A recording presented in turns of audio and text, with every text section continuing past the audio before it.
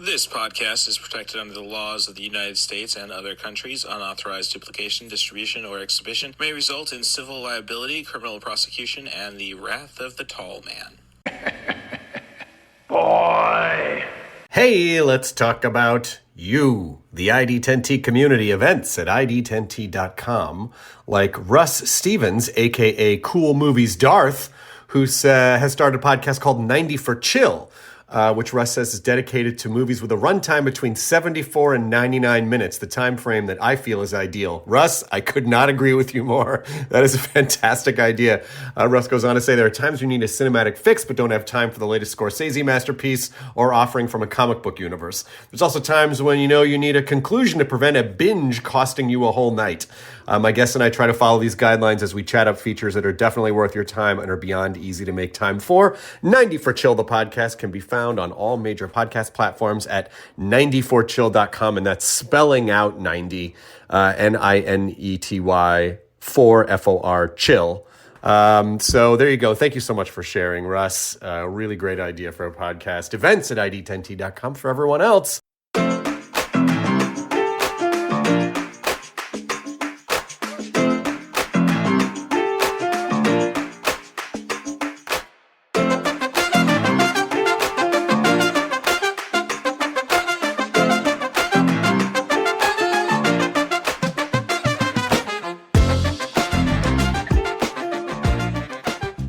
Thank you for checking out 90 for Chill, the podcast with Cat Bus Russ. This is Cat Bus Russ, and this is where I like to give my trigger warnings and context disclaimer. It's an interesting conversation, this episode, about Men in Black with Sam Marsh, a person who's pretty reserved when it comes to social media.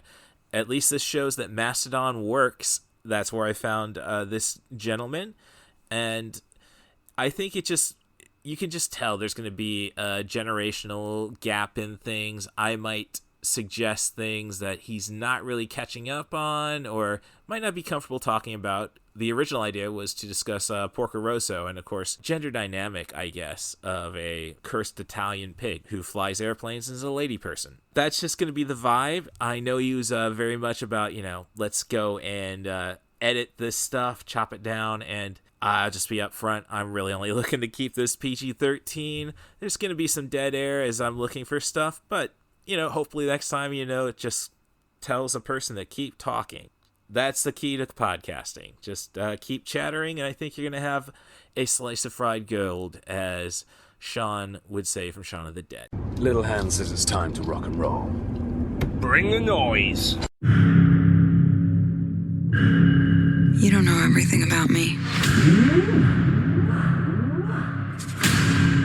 The Avengers weren't my first family. At some point, we all have to choose between what the world wants you to be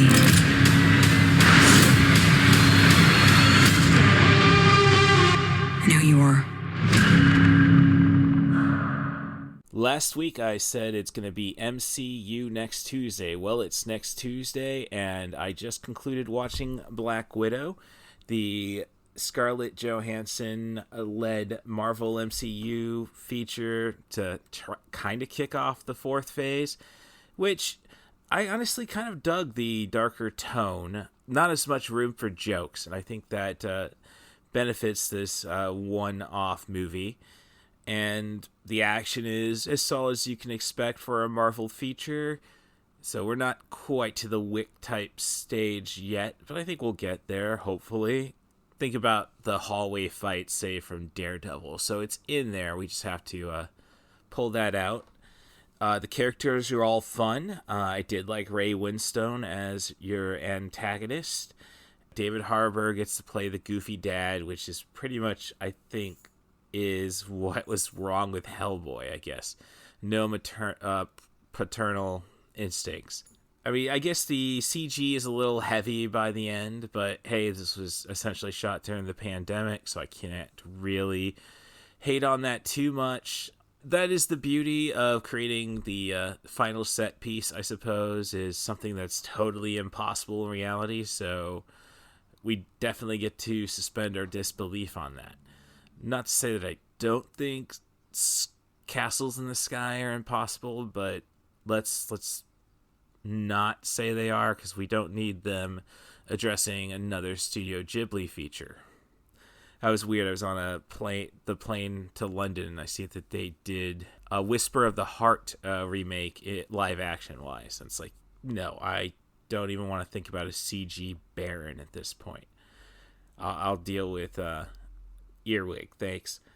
I guess I was very disappointed by the spoiler scene, because this is the kind of Disney synergy we don't need.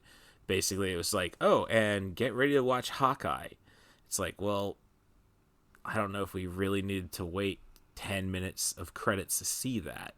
And I guess on Disney Plus you can skip it, but the credits, but that's not fair now, is that? Yeah, it's a rather inoffensive piece, I suppose. You could definitely tell that Scarlett Johansson, I guess that's the biggest thing, is just, ready to hang it up. By this point, I think she's starting to be a 40-year-old performer. I know that sounds cold in terms of actresses, but yeah, she's just definitely, we can't really do flashback movies with her, I suppose, is what I'm saying. Not insulting her looks, just saying it's like, yep, we're really pushing it for this money grab, and I can definitely appreciate her anger and lawsuit over that. In the end, if we don't see Red Guardian back, though, David Harbour's character, was this movie really needed? And this is the first time, I would say, in the MCU that we have gotten to that point. I mean, if you like the Black Widow character, and this one's for the ladies, I suppose, or the little girls who needed a heroine. I knew plenty of them who were pissed back in 2012, friends trying to buy their daughters toys, and they just didn't have enough Black Widow merchandise for them. Now it's just making me further think about where the MCU is going after Scarlet Witch and her mental issues, what they're really saying about the characters that girls could really rally behind. I don't know. Interesting where the MCU is going. I guess it'll be Shang-Chi next. But a part of me is, I haven't seen any reason for the connection. You're telling me Iron Man 3, which is probably, dare I say, the unnecessary Iron Man? Especially when, the paranoia and such. So I guess it's justified in Civil War. But as I say, this one, unfortunately, it's great to get introduced to Yelena, Florence Pugh, but if this was just to advertise Hawkeye, I think it missed the mark. Hello there. I just need to make sure that I have a bit where I am throwing out my pitches and plugs, so please pardon the seemingly persistent podcast foreplay. This is 90 for Chill, the podcast with Cat Bus Russ. I am Cat Bus Russ. You can get an idea what the next episode might be by follow me on Letterboxd. The username there is CM Darth. That's C as in cool, M as in movie, Darth as a Sith Lord. I'm really glad to perhaps bring Sam Marsh back to Letterboxd.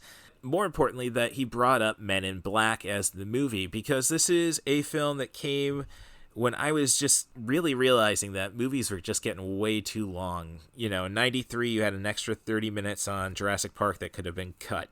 The kids, primarily. 1994, Forrest Gump was 3 hours long. 1995... you get a bloated Batman feature with Batman Forever and the worst Tommy Lee Jones. Really makes you appreciate Men in Black, which might be the best Tommy Lee Jones. And 96, again, bloated Independence Day. It's just kind of nice to know that there was a movie that was supposed to make hundreds of millions of dollars and was under 100 minutes. Sam is a big fan of the franchise, so I hope maybe we can go and expand on this in the future. I'm always looking for guests for the show. So with that said, if you want to be a guest on 90 for Chill, the podcast, offer me a film, a director, an actor, a theme.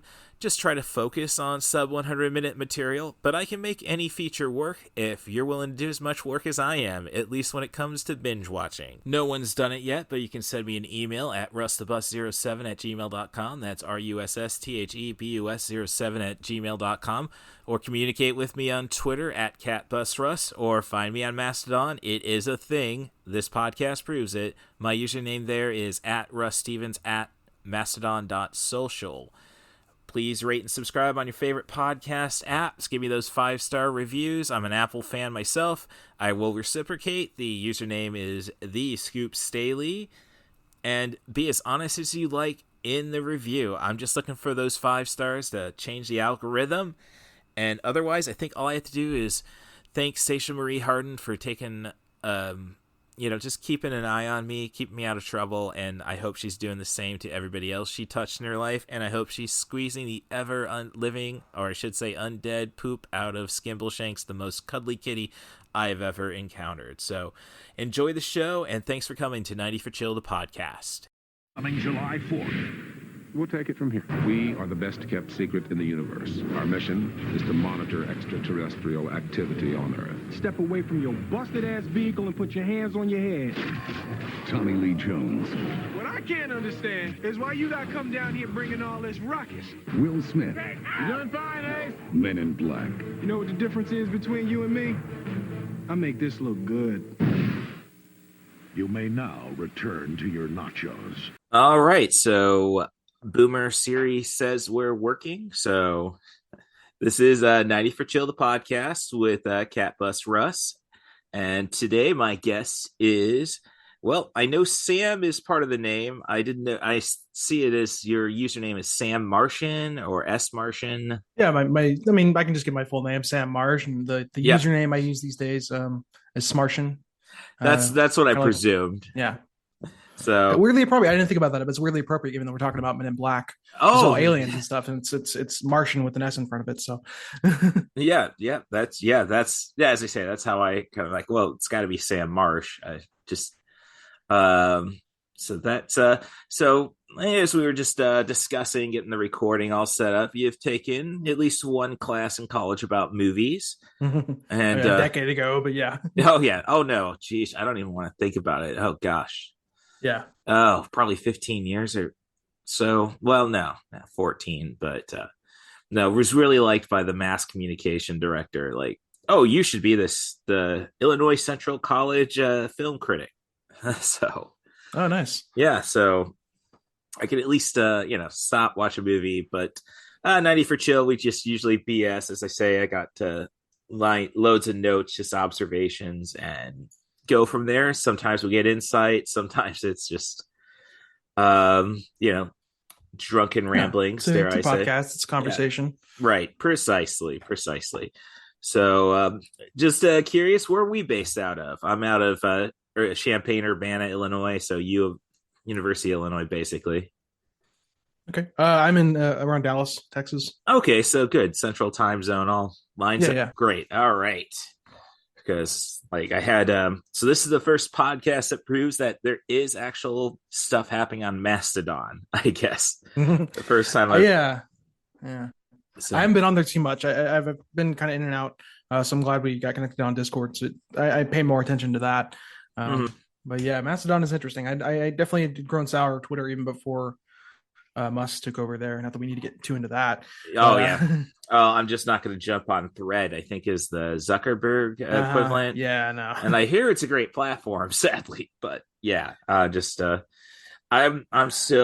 miss Tom from MySpace. Mm-hmm. I went to school as originally before my professional wrestling career as a web designer. So I was always a little bitter when people like Tom from MySpace or Zuckerberg came out with something. It's like, you're taking work away from me. So, but there's not a lot of like unique websites anymore. It's just the handful that we mostly use. Yep. The landscape's changing though, which is interesting. It's interesting that you have a background in web, because I actually am a web dev and have been for almost a decade now. It's kind of with the career I got into, around the time I took that film appreciation class, kind of switched gears there.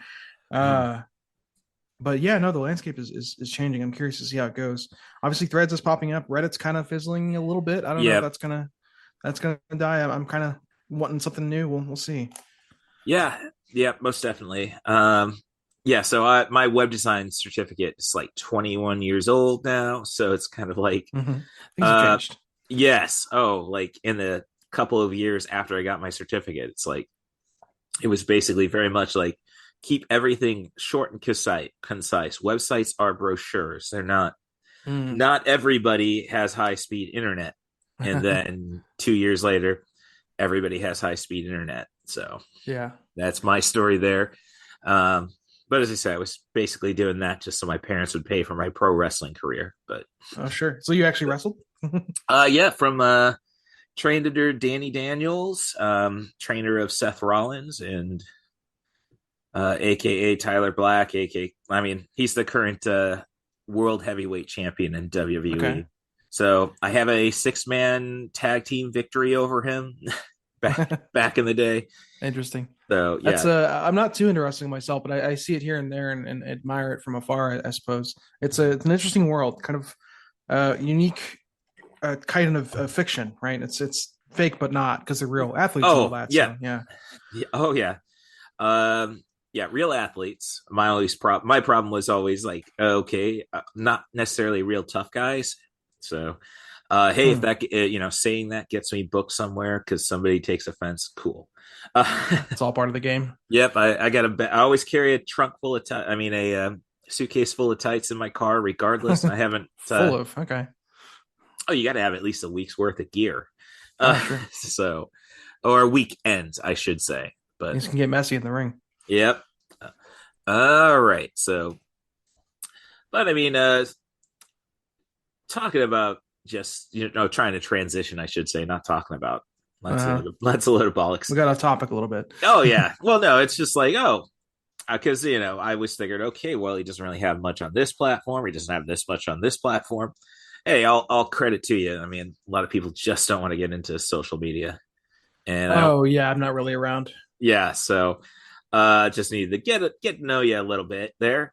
So my transition was basically, if anybody kind of set maybe a template for pro wrestlers into acting, say your Dwayne Johnsons, your John Cena's, Dave Bautista's, I guess you could kind of base it off of Will Smith to an extent.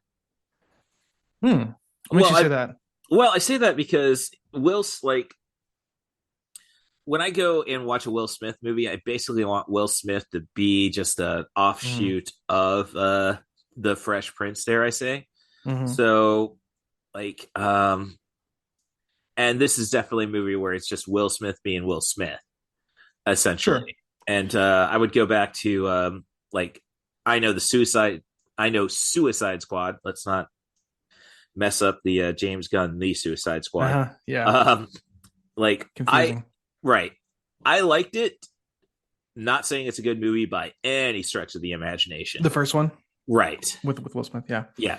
But Will Smith got to just be like Will Smith, The moment they gave Deadshot the gun, like, oh, okay, yes. That whole scene is great. I liked him in that movie. I think I like Will Smith in general. He's always fun. And he's a solid dramatic actor. And did okay in that capacity there. Well, I mean, he's an Oscar winner, which I'm not really a fan of that decision, judging about his actions that night. Oh yeah, he won that night. I didn't see that movie, but yeah, right. No, he's a guy I think we've always wanted to give an Oscar to, just to kind of like there's that weird thing when young actresses, dare I say, get Oscars. I see that a lot more with young actresses, I should say. Your Anne Hathaways, your Jennifer Lawrences. Yeah. It's like, okay, see, we have something coming up in the pipe. It's not just going to be Meryl Streep all the time. Then, I think it was a couple years, I think Jennifer Lawrence took a few years off, essentially, and came back with that recent comedy. It was like the most broad comedy I've seen her do in a while. I feel like she did kind of dramas for a while. I haven't seen it, but I just judging by the trailer. No, I think my favorite thing was she did promotion on the Ringer Podcast Network on the Rewatchable show, and the rewatchable movie there was Dumb and Dumber. So it's basically she's a student of the game, dare I say, which is gimmick infringement for my wrestling career, but I digress. So basically my base gimmick was I'd come to the ring wearing my glasses and carrying the Complete Idiot's Guide to Professional Wrestling as a prop and just try to act smarter than people. Which, So you're a heel. Yeah, I had better aspirations for the character, but that was before I got into the getting a decent trainer, and it was just like, oh, we just need somebody the crowd scream nerd at. It's like, Yeah, it's hard to imagine that character as a face. well, as I say, it was more of like, hey, can we do it organically, or oh yeah, no, I'm definitely smarter than the promoter, so just leave it be. All right, IMDb. Yeah. I wanted to say about we were talking about Will Smith's career and overall. It's interesting how often he's played cops. Have you noticed that? Yeah. Well, I mean, you got Men in Black, you have the entire Bad Boys trilogy. I think Wild West, I haven't revisited it, and I kind of want to. It was the same director, I believe. Yes, he Barry was some Sonnenfeld. kind of bounty hunter or something in that. iRobot, he was a cop, a detective. Yeah, I guess with me it kind of I kind of fell off Will Smith after Wild West. I guess it kind of speaks more towards the and I should probably get that movie started in my peripheral so we can at least have a hard out. Sure. Yeah, so there we go. No, I don't need the Reggie volume. Okay. You're playing Men in Black in the background? Yeah, precisely. Okay. So just something in my peripheral. Yeah, so Sure. Let's see that Jennifer Lawrence movie, because I do want to see it now, but as I say, it was pretty much just because of that interview she did with like, oh yeah, no, I can be funny. I appreciate things. So well, she started in comedy, I believe. Like I think her breakout role was the Building Wall show. She was like the teenage daughter on that. Oh, okay. All right. Well, I mean, she is from Louisville, so yeah, I could see that. Well, that's like saying Haley Joe's Oz. So the movie was No Hard Feelings, which doesn't make sense for basically. I don't know. I watched the cinema snob videos quite a bit, and it was private lessons. It was basically it's a movie from the late 80s about a tutor being blackmailed by the teacher from Head of the Class, or depending on your age, the DJ from WKRP in Cincinnati, having a blackmailing this nanny to nail a 15-year-old kid or something like that. Really screwy. So when I see the premise for that, No Hard Feelings, it's kind of like, that doesn't really make sense name-wise about a movie where Jennifer Lawrence is going to whore herself out to Matthew Broderick's kid. You lost me a little bit there. That plot you described, is that another movie called No Hard Feelings? No Hard Feelings, the Jennifer Lawrence movie. The movie that gives me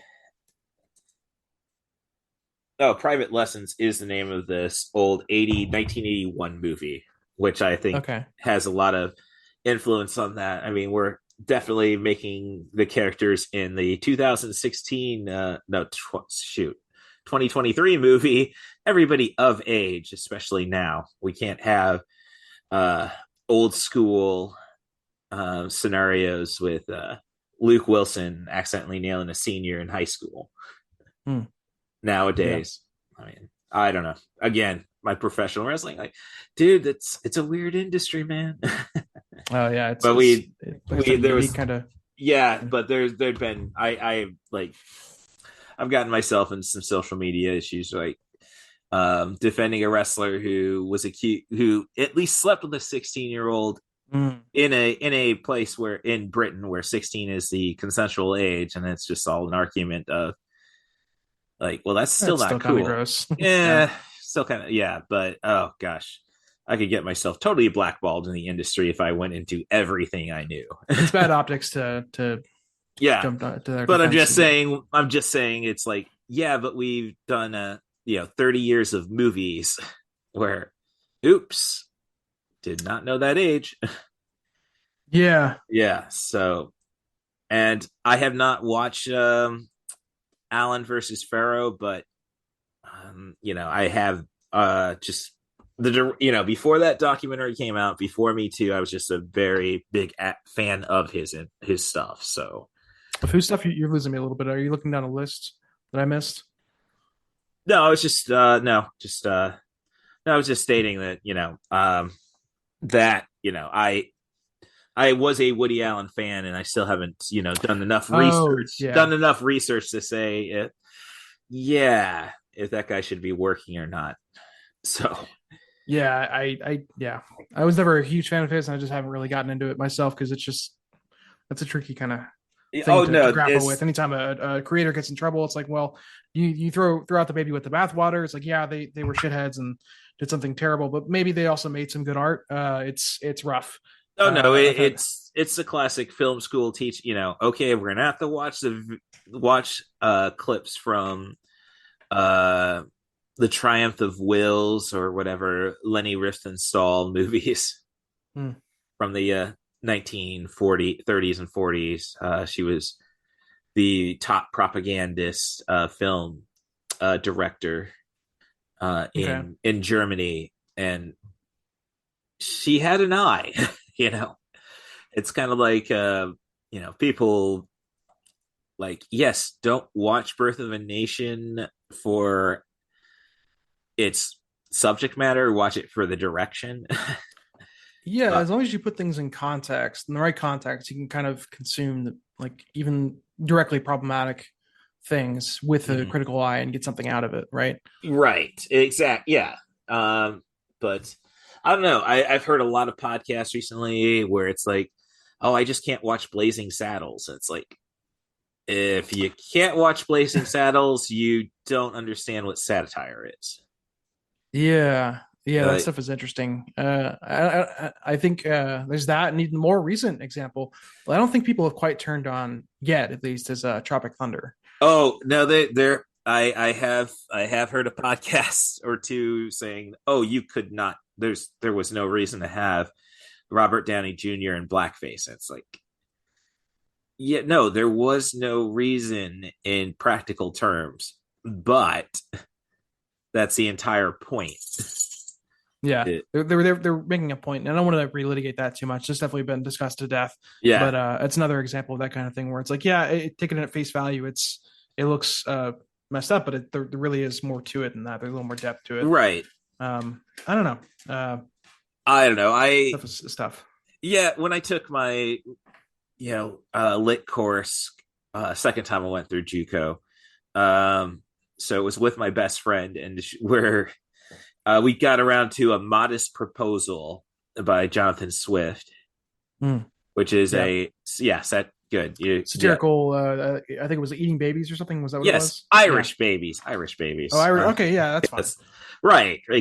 Oh, no, I took that stance as a very much English humor based guy who has the Three Lions English soccer logo tattooed on me.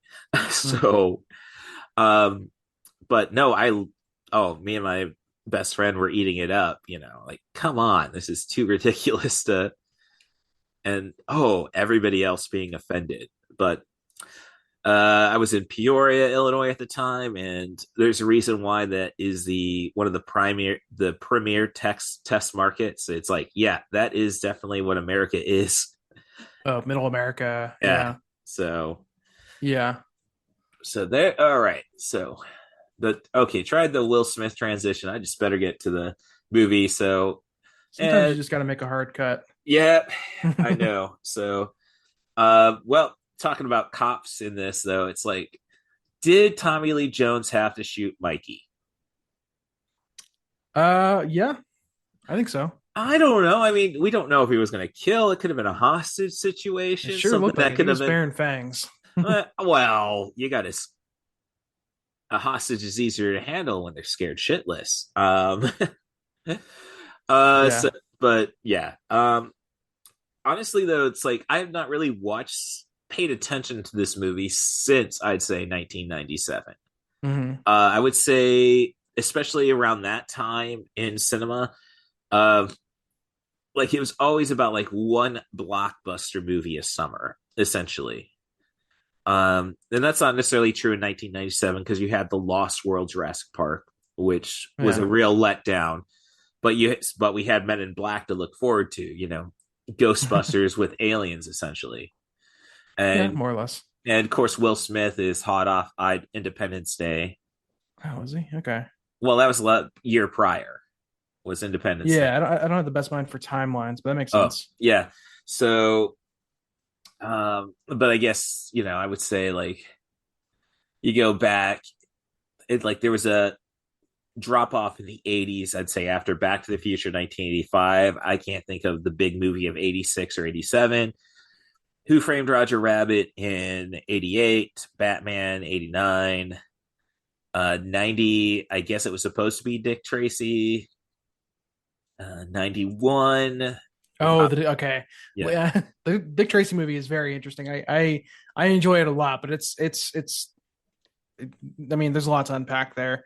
And we don't have to get too into that because it's not what we're kind of on today. But right. Well, yeah. I'm just more stating that, like, I'd say in the 90s we were really experimenting with the idea of having like a blockbuster every week type thing.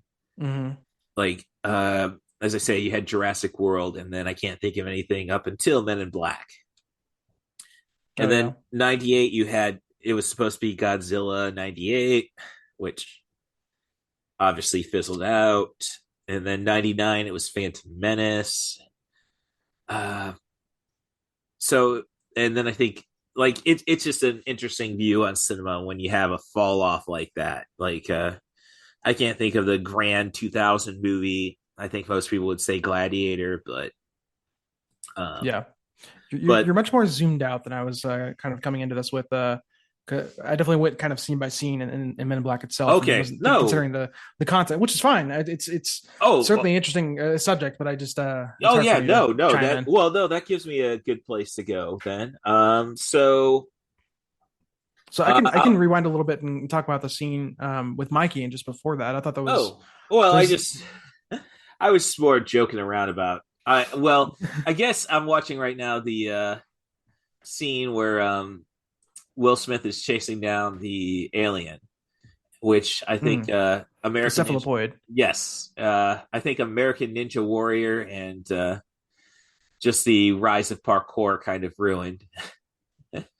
Like, but I don't know. I did also make a note like, oh, what was the better use of the Guggenheim Museum? Certainly some interesting architecture there. Yeah. I have not seen. I know that Clive Owen had a movie in it in the late 2000s, but otherwise, the only one I could think of is Mr. Popper's Penguins. I wouldn't know. Okay, so, but yeah, I guess I'll just try to get back to where I was. So, like as I say, I hadn't seen this movie or paid attention to this movie, I should say, since I saw it in theaters in '97. Interesting. Yeah, I mean, my little brother was probably watching it all the time on VHS. I was 17 at the time, so okay, yeah, maybe not so into this kind of stuff. I don't know. I wouldn't say that. I think it was kind of just I think after Godzilla 98, I kind of just gave up on the concept of blockbusters, and then 99 was Wild Wild West. So at that age you were getting more into like art house indie stuff, or yeah, I mean Train Spotting was my favorite movie. That was 96. So great movie. Yes. So I think it was more or less just like, okay, I think I understand what's being made for the masses and what's being made for art, I guess. I mean, granted, I saw Phantom Menace like every weekend. I didn't have anything to do, so yeah. Sure. Yeah. I feel like I can make an argument for like some decent art being created here in the Men in Black series. They certainly are kind of broad comedies, blockbusters. I won't deny that, right? But it's the whole trilogy is honestly like one of my favorites. And you call it a guilty pleasure if you like, but I really like these movies. Well, Rosario, I attest from all the cons I've been to. Rosario Dawson definitely appreciates the love for two. Yeah. So she's big in the genre stuff in general. I mean, she's yes. I mean, Ahsoka. I mean, Yeah, and she was in Marvel stuff a little bit and all that. Yeah. She was great in Daredevil and Luke Cage. Mm-hmm.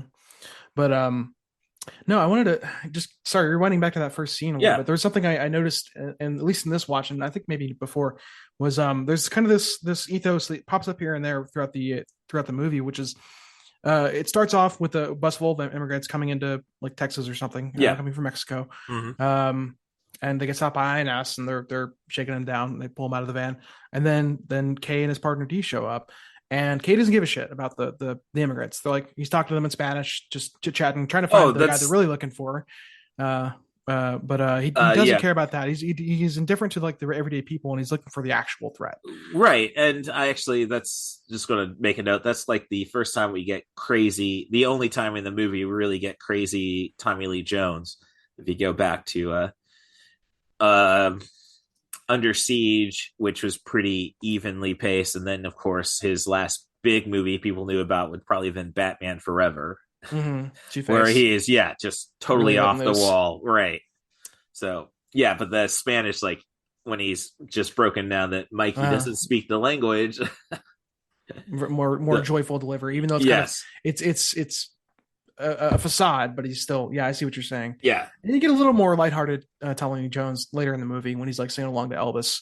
That's about the other one. But as I say, still kind of deadpan. You just don't expect the character to do to break out. So and I think that's the best Tommy Lee Jones. I don't think he's great over the top unless you really have it like restricted, like Under Siege, which I did a podcast on. He's very much like, okay, he's got to stop and be serious. And then, of course, you go to Batman Forever. I mean, of course, between Under Siege and Batman Forever, he won the Oscar for The Fugitive, where he's very much just straightforward, cold, but reasonable. Yeah. No, he's a fantastic deadpan kind of straight man, for sure. Mm-hmm. Like I could see an Oscar for No Country for Old Men. Honestly, I think he was nominated. He was great in that. Yeah. No, I don't think he was nominated because Javier Bardem was the supporting actor. So. That was a loaded cast. Well, not too loaded, but enough. Kind of. Well, I mean, No Country. If it wasn't for No Country for Old Men, you wouldn't get Men in Black 3. Oh yeah. Josh Brolin, man, he's definitely like a big part of why I like Men in Black 3, and he's one of my favorite actors these days. He's delivered some great work. I actually just watched Deadpool 2 last night on a whim. We did a Deadpool podcast. Like I had to adjust. Like, well, I don't have to. And this is the first time I have, so video. I don't have to turn on the filters. Like I have Deadpool shooting a teddy with a gun up against a teddy bear as a background. No, so I did the Deadpool and Deadpool 2. I don't know. Josh Brolin I think he should have won the Oscar for Milk instead of Heath Ledger for The Dark Knight. But hard to change that because I mean, I don't know. Not that you can't change it. It's hard for the Academy to ignore what Heath Ledger's performance and his death. Oh yeah, no, and the Heath Ledger was awesome. I'm not questioning that. I'm not a Dark Knight fan. I think it's just way too bloated. When did Christopher Nolan think he needed 3 hours? 2.5 hours for anything? Like Memento, The Following, solid. My favorites. I mean, I'm an Inception guy, but otherwise, it's like, dude, you're getting a little too pretentious for my own good. You might hate me, but I still have yet to see Inception. I'm not a huge Nolan guy to begin with. Yeah. No, I don't. Hey, you're not like I've not seen Interstellar. I have Dunkirk, but again, I have Dunkirk in my library. Have not watched it, but that was primarily because Quentin Tarantino went on the Rewatchable show to talk about that movie. So I saw that in the theater. I think I saw like the big, I don't know if it was IMAX or wasn't it like an even bigger format than IMAX that they did? I don't think he's gone bigger than IMAX, but I mean, I wouldn't be surprised if that was set up for 4D, especially back then. I've never sat in a 4D chair. I think it was just IMAX, but I went to a showing of Dunkirk in IMAX, and I even got like a little film cell from that as like a just a promotional thing they were doing. Oh yeah, and it was fine. I wasn't crazy about Dunkirk. I liked Interstellar a lot because I like that more kind of heady sci-fi stuff. Okay. And Memento is great. I just never have taken the time to get into to Inception. No, the first like I had a friend that went to the party school of state universities. And every weekend though, you'd come back because he's such a tight ass apostolic Christian. And like, oh, we're gonna go see a movie, I guess. I never went to a university. I got 2 associate's degrees, a web designer certificate. If we were actually in a Vietnam type situation, I suppose they could have given me a like my dad, a multi-science bachelor's degree. I guess I'm only 12 hours shy of that. So basically my dad was not really doing a lot and he ended up doing great things, but he didn't do enough his first when he was at Michigan State to warrant we're going to keep your name out of the draft. So instead, and my dad smartly enlisted, so he got to pretty much pick his way. And didn't have to serve. Didn't have to go overseas. Late 70s, early 70s, he probably wouldn't have to do it anyhow. But, again, showing my age, it's like plenty. Like I had a weird driver's ed teacher who would basically go off on rants about his life story after he taught all the lessons. Very quick, very brief. So some people, when they get an audience, they can't help themselves. Right. Oh, I'm a podcaster. Captive audience. Yeah. A podcaster, professional wrestler. So yeah, I get that.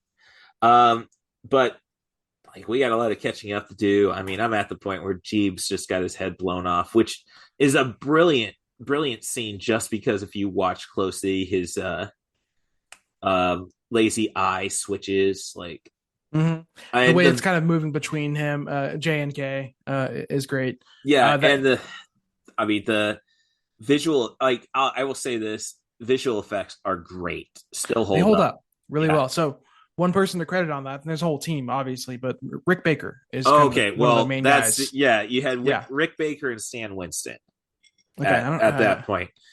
Stan Winston's probably going to be best known for the effects on American Werewolf in London. Well, Rick Baker worked on that too. I know the name. Shoot, I don't know. Stan Winston, Terminator. I can definitely say he's the guy who did all the T-800 effects. Both worked on both. I don't. Yeah, it could be. I'll just go in. Did Stan Winston work on this? I think it might have just been. Stan Winston did a lot. Was like okay. I know Stan Winston was involved in a Thriller video. So I think he's worked with Rick Baker because Rick Baker was on that too. Yeah. So, but I don't think he was on this. I'm not seeing him anyway in the credits. Terminator thing. Okay, so Stan Winston, Terminator series, Aliens, The Thing, Predator. I don't know why we're talking about Inspector Gadget. Did he work on that? Yes. I had some. The gadgets, I'm sure. Well, yeah, but that's and such. Let's see, 82 heart. Just going through it. So in 82, he had Heart Beeps, which my older sister, the Poetic Critic, she's been a guest a lot of times, is like very big on Andy Kaufman. So Mr. Roboto. No, I think you might be right. It might have just been Rick Baker who created the entire makeup genre. So I think Stan. Well, so there's a lot of people in that industry, but this movie specifically is Rick Baker is kind of the main guy. I think at least doing the alien makeups. I don't know about the 3D effects, which also hold up pretty well. But it's this is there's not a lot really when you stop and look at it. There's no characters really dependent on CG, like except for the bug at the end. I think that was probably yes. Well, they might have done some animatronics. I don't know. I don't think so. It looks like very well done 3D to me, but CG, right? CG. Yeah. So okay, and getting back on track. No, Mikey, like honestly, Mikey is like the first, because going back to my time stuff, like 93, you had Jurassic Park, which I've really started hating on just because it's the movie that nobody actually paid attention to. because of Ian Malcolm's speech. Just you guys were so concerned about seeing if you could do it, you didn't think about the fact if you should. And when it comes to special effects now, especially in the age of computer generated images, it's like, and if, I mean, I know there's a lot of backlash towards the Marvel Cinematic Universe, but there's a lot of people who just like, I mean, I've just seen enough movies today, like Ghost. I did a podcast which ended up involving Ghost Rider 2007, which is basically the message that with, yes, computer generated images can do anything, but just because you have the power doesn't mean you should use the power. My knowledge of history is probably a little spotty, but I think there was a period in the 2000s where CG and digital video were kind of coming into play, and people were using them more because they were cheaper than film and practical effects. But the quality of movies kind of took a hit around that time. Oh yeah, no, it's almost ridiculous now that you have credits that run about 10 minutes, and it's like, but this stuff is supposed to be cheaper now. Like, how much are these people you're giving credit to are actually making? Well, yeah, so yeah, that's coming to a head with specifically around Marvel and how they treat their effects houses. I hope that works out okay. I probably honestly will still see some Marvel movies, but I don't know, maybe not. Well, I'm gonna. So I have not watched a Marvel movie since. Well, I guess you could technically say because of the end credit sequence, Venom, There Will Be Carnage. I would not count it. And did a podcast on that one. But I would say definitely. Well, the closest thing would have been Spider-Man Far From Home.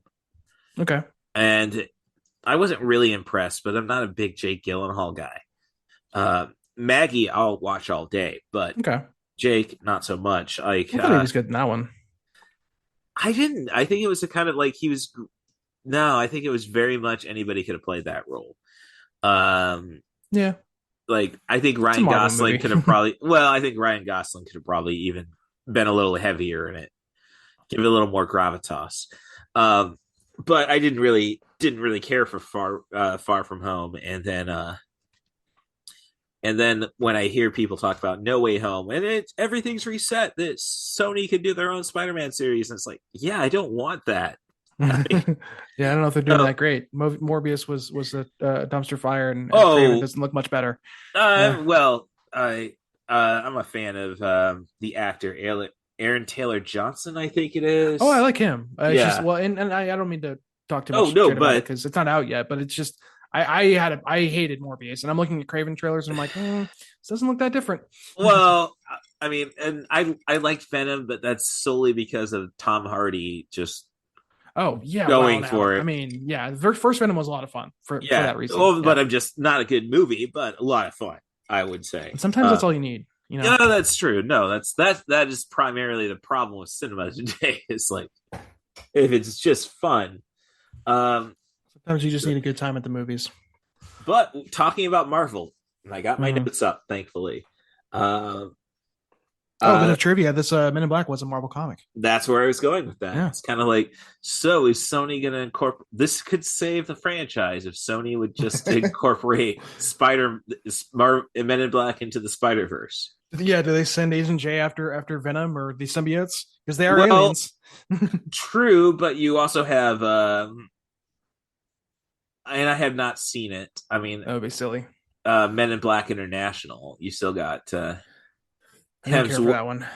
Well, I haven't heard anything spectacular about it. I think critics were okay on it. I'd like to revisit it. I think I just saw it once in the theaters, but I'm loving the trilogy. I went and saw that, and I was like, not quite the same. Yeah, didn't quite hit the same. Well, as they say, by the time, and that's the biggest problem I think with the franchise is that, and you can say it's just how the industry works. Like, if Will Smith's not available, we can't do sequels right away. And it's like when you go back to the Ghostbusters franchise, Yeah. Like after the money Ghostbusters made, it's like, okay, what do we need to do to get Bill Murray back? Right. And Ghostbusters 2, The Search for More Money. Well, I know, but I'm just saying it's like, well, they really missed the ball. It's kind of like, I mean, nobody, and I definitely say back in 97, it's kind of like, well, I will not excuse this. Men in Black was going to be the hit. I think that it was, I mean, it ended up being what everybody predicted it to be. Yes, Wild Wild West kind of shot the idea that, oh, Will Smith being Will Smith is going to sell itself. And then Will wisely went and started doing, I mean, you had Ali and a lot of more dramatic works. I know you have iRobot in there, but it's like, again, going back, fell flat a little bit with the. Well, I mean, I've heard great things about iRobot, and I loved The Crow in Dark City from that director, Alex Proxy. Yeah, I like iRobot. I don't want to be clear, but it wasn't received very well. No, it wasn't initially. I think critics came around on it, but yeah, but it wasn't. But I think when you do after Men in Black and Independence Day, people were looking for Will Smith to be Will Smith, at least in a blockbuster standpoint. Like Ali, no, you don't want Will Smith to be Will Smith when he's playing the greatest boxer ever. Like, well, I mean, I could be a little twat and say, well, where's the Rocky Marciano movie? But as I said, I'd be a little twat on that one. So most influential boxer ever, definitely Muhammad Ali. So, and then he kind of totally abandoned the Will Smith being Will Smith. I know there was a lot of backlash on Bad Boys 2, but then like I didn't have any desire to see I Am Legend, because again, I just knew the source material so well. Last Man on Earth, Omega Man. Again, and by that point, I'd been in my mid-20s, so it's like if I was already giving up on blockbuster cinema, which that's definitely a lesson you kind of you learn at some point as a media obsessive nerd, is you can't adaptations. You gotta accept that they're going to be different because it's a new work, really. It may be based on some book or comic, but it's going to be changed. And I don't mean to say that I Am Legend will change for the better necessarily, but it is something that happens. I think again, just coming from my standpoint, it's more like I'd say like the last remake I really saw was the Suspiria remake. Okay. I can't remember the Italian director's name. I know he directed Call Me by Your Name. But Suspiria, like I got, as things were going more like blockbuster heavy, I was more like IFC was still IFC at the time. And I'm watching documentaries about Dario Argento and his horror stuff. So I got into Giallo, a lot of Italian horror directors. But Suspiria definitely was not a blockbuster. I mean, it's an Italian horror movie from 1970. House, right? I'm not really familiar, but yeah. Right. So I'm just saying, me going to an art house cinema to watch the Suspiria remake, and I would say more closer to a reimagining, was, has nothing to, again, that's the closest thing I have to remake stuff.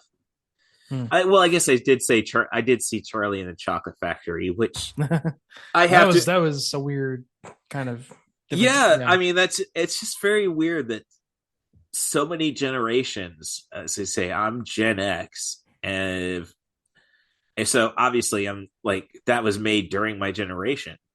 So obviously that was a big movie for me, but so many generations have really attached themselves to the 1971 Willy Wonka, which I did a podcast on. It's just got to keep dropping that. Sure. So links in the description, I'm sure. Right. So yeah, it's I need to rewatch it. I just don't know. I think Johnny Depp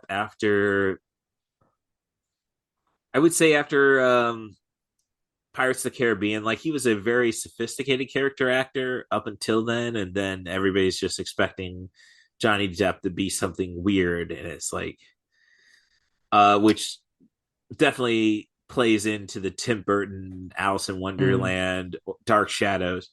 That was something, though, I guess, going back, transitioning to my notes, like watching the opening sequence of this now as somebody, you know, gosh, this movie is now 24 years old, if I'm correct. Or 20, yeah, 26 actually. Yeah. 26. Like the opening, like I'd start this movie and it's like, okay, I know this is Barry Sonnenfeld. Mm-hmm. This definitely feels like Tim Burton, though, especially with the Danny Elfman soundtrack. Yeah, Danny Elfman is kind of a dot to connect there for sure. Yeah. So that's I wouldn't say it doesn't quite have the visual style of Tim Burton. Well, it was not so cartoonish, right? Well, you say that, and it's like not so cartoonish, but definitely not very authentic because that's probably the worst CG in the movie. The Dragonfly. Yeah.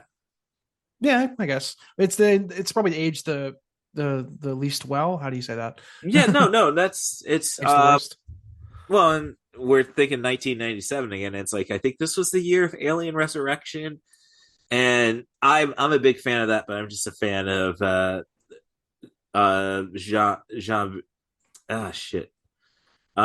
director. He directed Amelie, like it's not coming to mind. Jean-Pierre Hérault.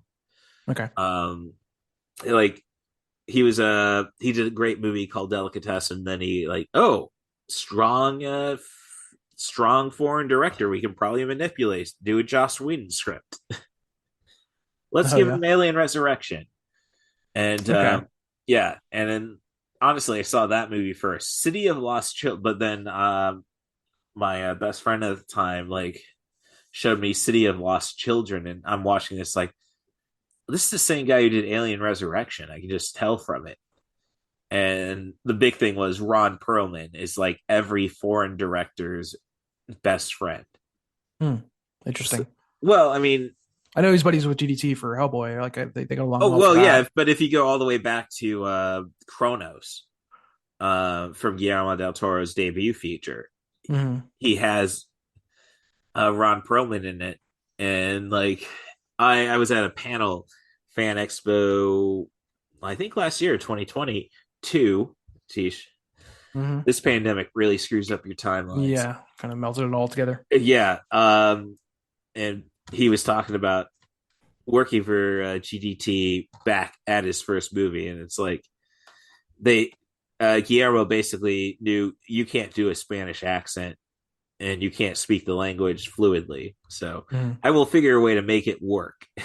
Which they do. Kronos is excellent, and they basically definitely worth a watch. But and I think it's a little more whimsical. This is more the GDT I appreciate. But then you go to, as I say, Jean-Pierre Hérault and Jeunet. Sorry, he had a directing partner for a while. Jean-Pierre Jeunet, and Caro was his a partner. But City of Lost Children is a movie that is a French language movie, but Ron Perlman plays a kind of simple strongman in this movie, and it's kind of like they limit the dialogue for him, but again, it's like the presence of Ron Perlman, we must have it type thing. And it shows up in Alien Resurrection. I don't know if you've seen Alien Resurrection. I don't think I've seen that one. I'm not huge into the Alien franchise. It's a little, I mean, it was a little young for it when it first came out. I enjoyed the more recent ones to some degree. Prometheus has its issues, but it still has some good stuff. I'm the sequel I like too. Alien Covenant was great. It's just like I just didn't like the course correction. Like I really wanted to, as being an Alien guy.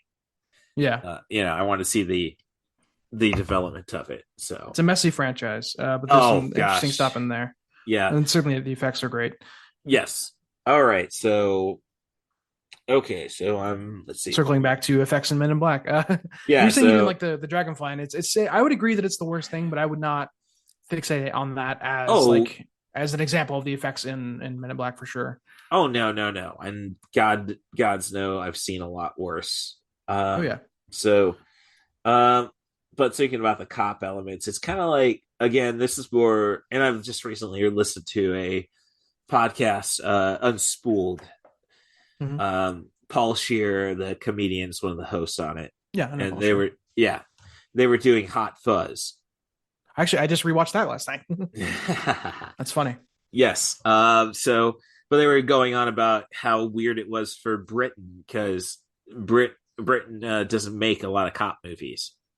Yeah, it's all about it's a buddy cop movie by way of Britain, right? Right, but what I was getting at is that the fact that Britain is more focused on detectives, not Sherlock Holmes.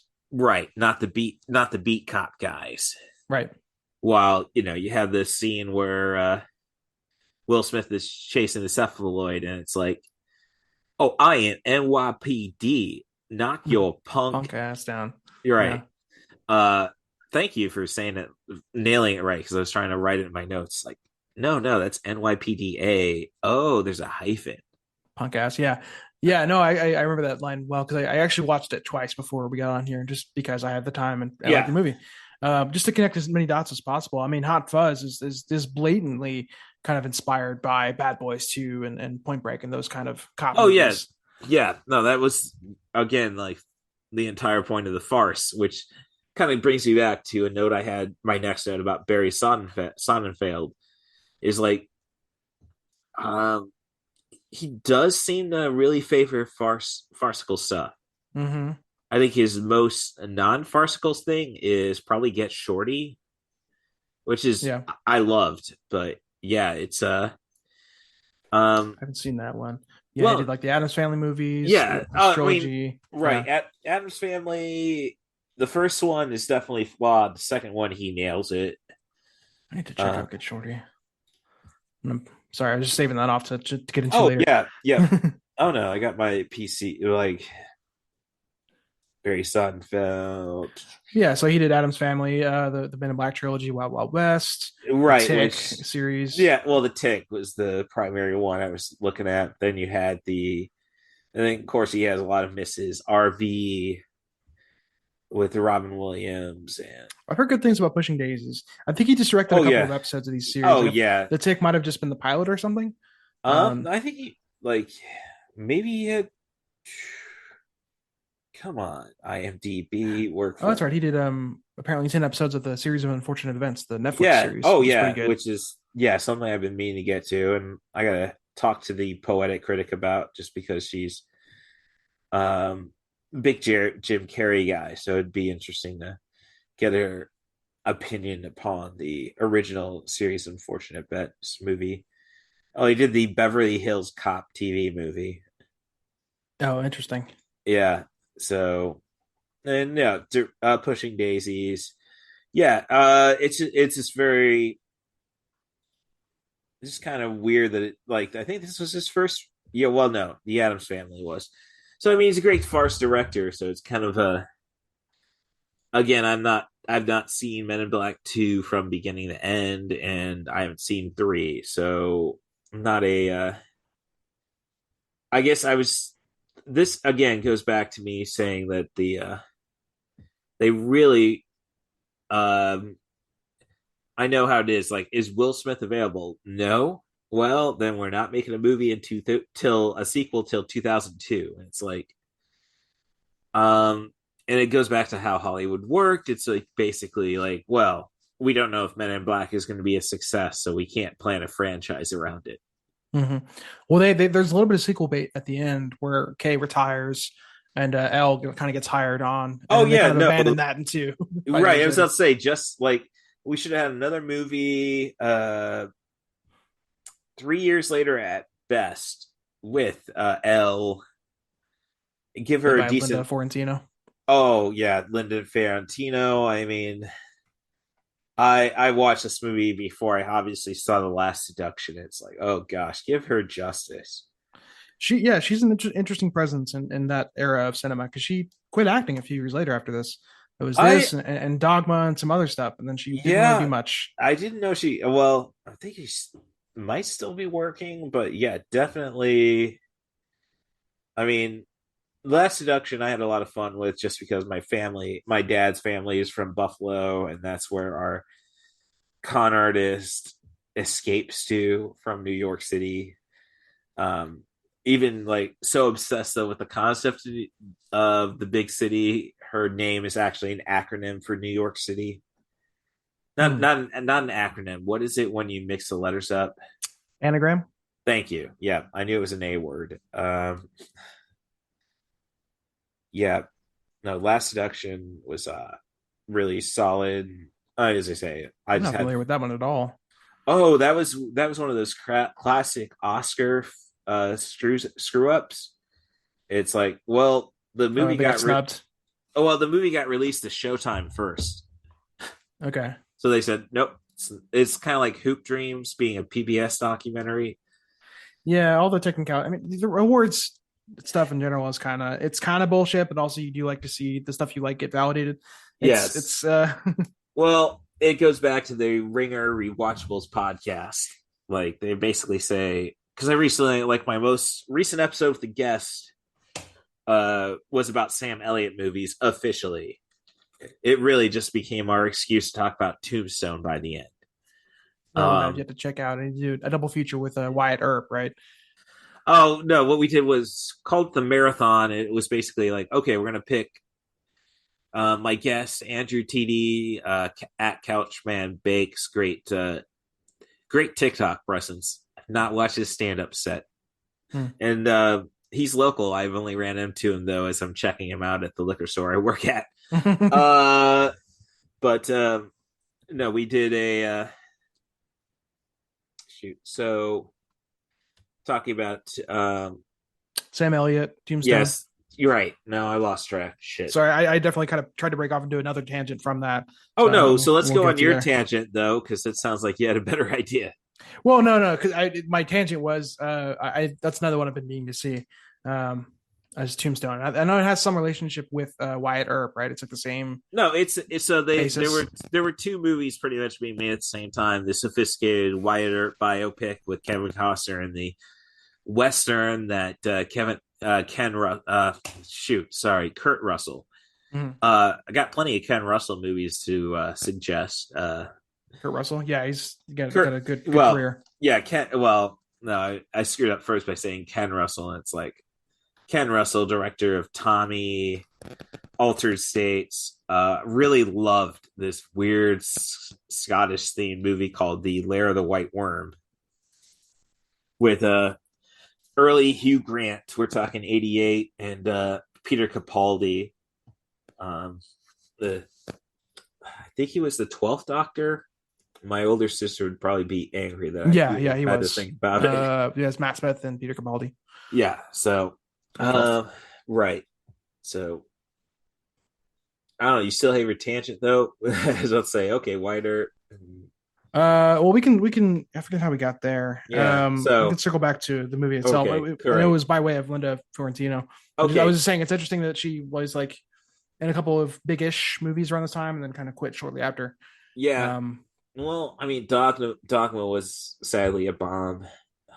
It's Kevin Smith's best movie, I think. But yeah, it certainly had some controversy. Oh well, I'm more of a Chasing Amy. Yeah, that's not a good one. I mean, that era is yeah. Yeah. So no, Last Seduction. It was basically I was looking at Fiorentino's.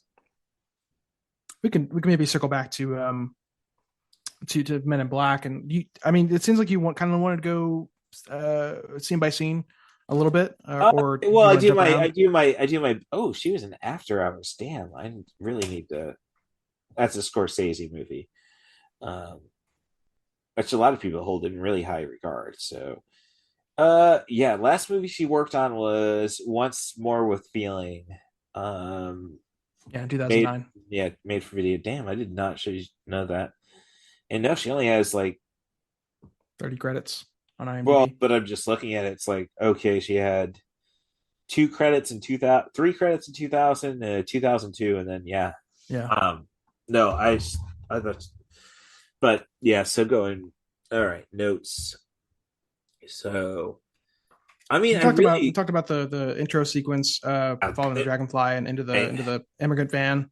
Yep. I don't know if there's any more to say about that. Yeah, we got to the entire chase sequence. We really haven't gotten very far into this. Yeah, the chase sequence with Will Smith kind of introducing his character and chasing down the cephalopoid. Oh, I think I was more offended about how he was carrying his piece. Oh, yeah, it was very of the time. Like I mean, I've read a part of my eventual a good little nugget to lead to my eventual atheistic concept beliefs. What came from a book called Sock by Penn Jillette. Okay. Again, something my best friend made me read, and I got her an autograph copy. So, but it's basically the concept of the voice in your head. God is not the voice in your head type idea. But there's a bit where like they're planning to capture the antagonist who's murdering people just because the moment they think they might have the concept of faith. Basically like, oh, you're an atheist. Well, what about this? What about this? Oh, you're starting to believe. I'm going to kill you so you can go and meet God. It's a comedic book though. Like every paragraph. So is it fiction? I'm not familiar. It's Penn Jillette, but it's a novel. Fiction. It's called Sock, a detective story told from the standpoint of the detective Sock Monkey. Okay. But there's a bit where like the hero's best friend is trying to stake out when they finally have a meeting with the antagonist. He's trying to figure out how to put the gun in his pants. Okay.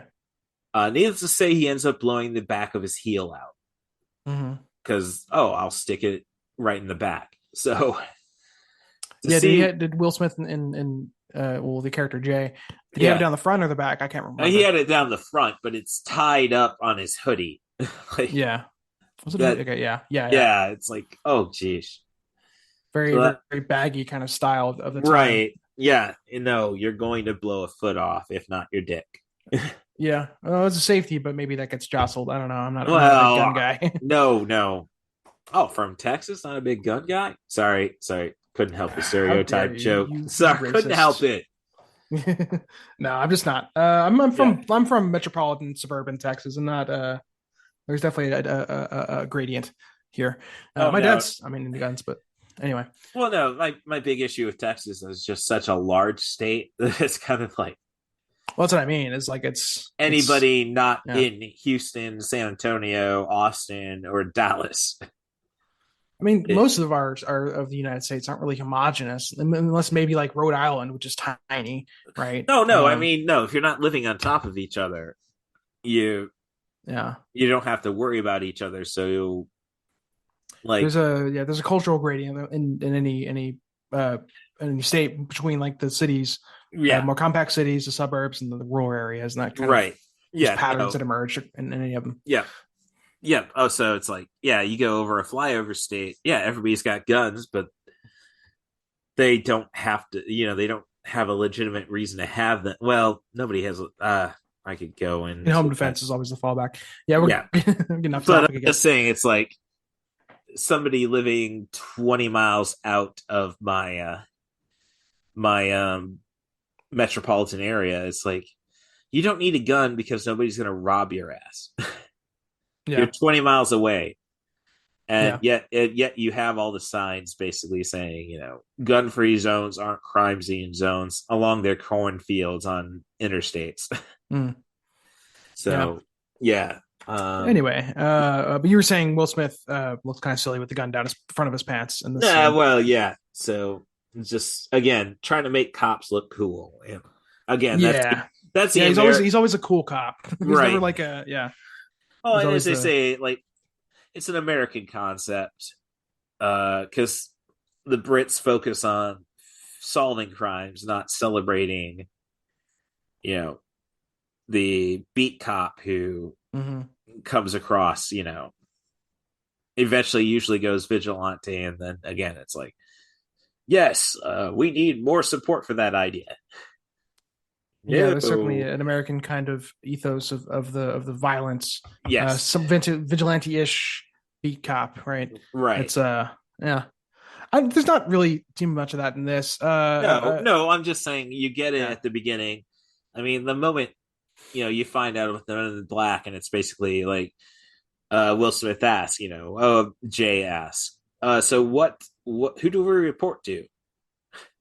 Nobody. Yeah, so what are you with? FBI, NSA? Yeah, we're an independent agency that monitors aliens on Earth, and he's like, yeah. Well, no, but it was like after he's gone in and gotten recruited, he basically says like, so who do we report to? We don't report to any government. That takes too long. It's so there's an aspect of that and before that, even when he's auditioning with all the soldiers and stuff, they take a jab at like you're all we've come to expect from years of government training. Yes. Z has that line. Or Zed. Yeah. Right. And then why are we here? And then the Marine pops, the army guy, I suppose. I don't know the uniform, but one of those. Right. West Point top with honors. Like, we're here because we're the best of the best. Like, not asking questions type thing. Yeah. So that scene is one of my favorite scenes in any movie. Just because it so drives the point of like, of him not making such assumptions and kind of adapting to what's real. Because there's that point about we're here because we're the best of the best of the best, sir. And he's like Captain America here. He's really excited, but he has no idea why we're here. So there's that, and then shortly after, there are these like awkward egg chairs, and they're like trying to take the tests on. That's right. I found that to be brilliant this rewatch, and he just like, why are you guys wasting your time? And just the screeching, kind of dragging the table across the room, like making the practical choice of getting that table so we can take the test, even though it disturbs kind of the peace a little bit. Right. I think it's a very core kind of scene in the movie. And then followed up by the entire just the shooting range where everybody's wasting aliens, and it's like Jay's taking the time to consider like not the entire like, why are we doing this? Why are we doing this? Mm-hmm. It's trying to make the same point. That one's a little more tenuous to me because like, you could say that he's having a workout or whatever, but he's like, they're like bearing fangs and charging like those cutouts. So it's silly, but I think I think he makes the right decision shooting little Tiffany. Yeah. Because books are way too advanced. Right. Well, but that's the only thing out of place. Right. Sure. I guess. So that one I don't like as much. It's really the scene with the chairs and the table that I. Oh no! It's like make be sensical, not be a soldier. Is the message there? It's like think for yourself. So I got a note basically saying, I think the biggest problem, and again, it's because they didn't know if they were going to make a sequel. Honestly, it's like, if this bombs, we're you can't invest in making a sequel. Like, yes, we have the hint at the end that Linda Fiorentina, well, I mean, obviously she's a person in black by that point. Doesn't sound as cool, the PIB. They don't ever really get it. Well, I think I want to say they make a dig at that in the third one, maybe, but I know the second one, like, as I say, I have not watched it. It's kind of like, we have to justify why Elle isn't there. And it's like, she liked the dead people way more than real people. So it's just briefly mentioned. So in the sequel, and Patrick Warburton, if it wasn't for the tick, probably wouldn't have been in the sequel. But no, the sequel was all about getting J and K back together. Yeah, because it works. It's a great combo. Very good chemistry. Oh yeah, the chemistry is great. It's just something like when you set it up at the end, where it's basically like, okay, don't expect K to be back. It's kind of like, well, what are you trying to sell us on?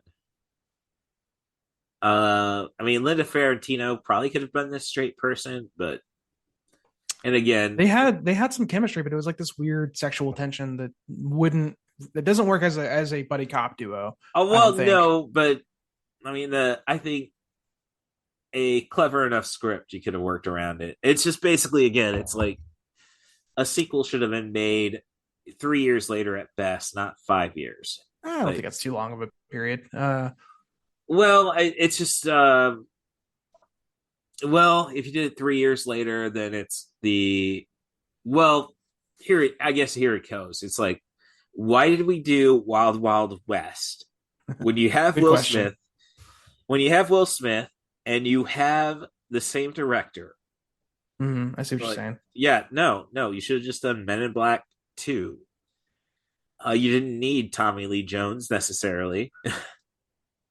Yeah, I don't know. I don't know if I can just say like that was a pretty quick turnaround. That was 2 years later, so that was like the next thing that they worked on. Right. It's I get not having a sequel, and then I mean, yes, different studios. Warner Brothers did Wild Wild West, I believe. Yeah. Sony did this. He might have already been signed to do Wild Wild West by the time they. Yeah, but it's just one of those like you got the released. True, but you got the director and the same actor lined up. Like that's more of like the director. Like you may have had Will Smith signed for Wild Wild West, but the director you could have, I don't know how much speculation I can really do on this. Yeah, it's to be honest, right. So where do you want to go with this? All right, I'm looking down my notes. I have them in scene order pretty much. Yeah. We could circle back a little bit to like before the test scene with him getting into the Men in Black. Mm-hmm. We had Edgar introduced. Oh yes, no, that's human good, form, and then the bug crashing as well. Yeah, it takes a while to really like. I think from a my eyes at 17, it's like, oh yeah, no, I just accept that Vincent D'Onofrio is the Edgar suit. But no, watching it this time, you kind of you really see the beauty of the effects.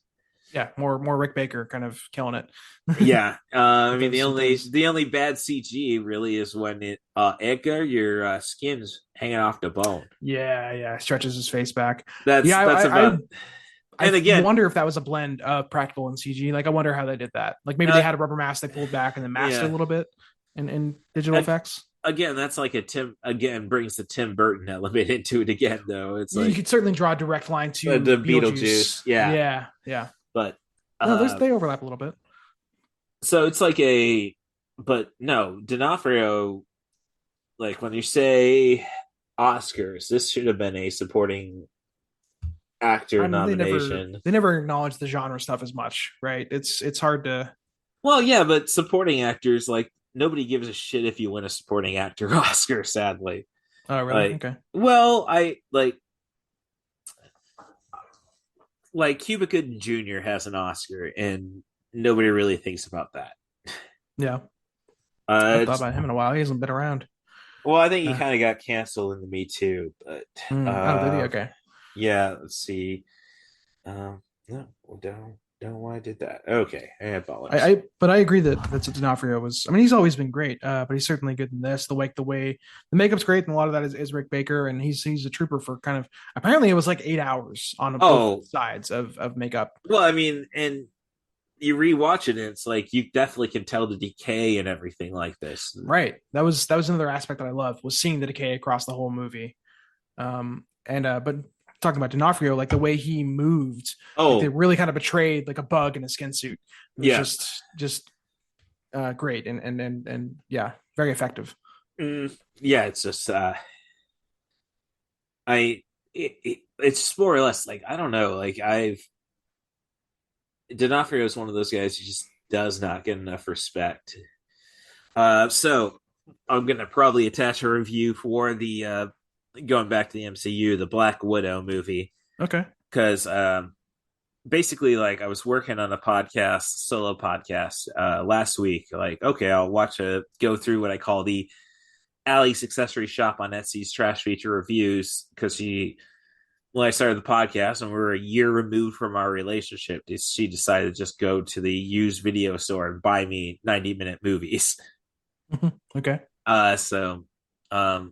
And I was working through that, and then it's like, I came up with the idea, well, I'll watch Black Widow now and do another marathon like I did for the Sam Elliott episode. And then it's like, then I came up with the concept of, MCU next Tuesday. So I do an MCU marathon? No. It's an old joke on people who say the word see you next Tuesday to describe somebody. I haven't heard that. That may be regional. Not familiar. Well, it was first brought to real fruition on American Dad, I think it is, when Roger is talking to somebody on the phone, and then Sam's see, I don't watch enough American Dad, but the wife, Stan's wife, Roger, can you get off the phone? Yeah, I gotta leave. She's being a real see you next Tuesday. Oh, okay. Yeah, I just put it together. Yeah, right. So so that's like, well, I can't help being an English humor guy. I can't help resisting a C-bomb joke. So wordplay and such. Yeah, right. So I gotcha. Right, that's how and then the same day, like, okay, I gotta get this podcast out. Oh, Sisu, the Finnish English language horror action movie John Wick and World War II came out. I will just talk about this and spend $30 on the Steelbook sight unseen. So definitely worth a watch though. Like, really impressed my managers who were asking me about movies at my job. So we are on to Vincent D'Onofrio and his just his underappreciation. I know what I was trying to find now was like the supporting actors of 1997. Wikipedia. 1998. You're saying you should have been nominated for this performance? Yeah, I'm going there and seeing highlights. Supporting actress, that was Kim Basinger for it's a Wikipedia.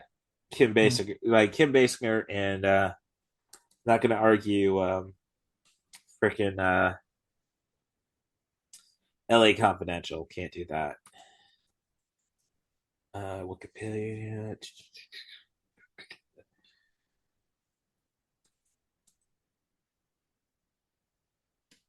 There we go.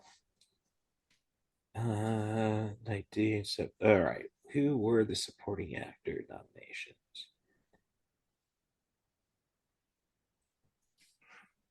Best supporting actor. Okay. It's very hard to say to put him against Robin Williams from Good Will Hunting. So, yeah.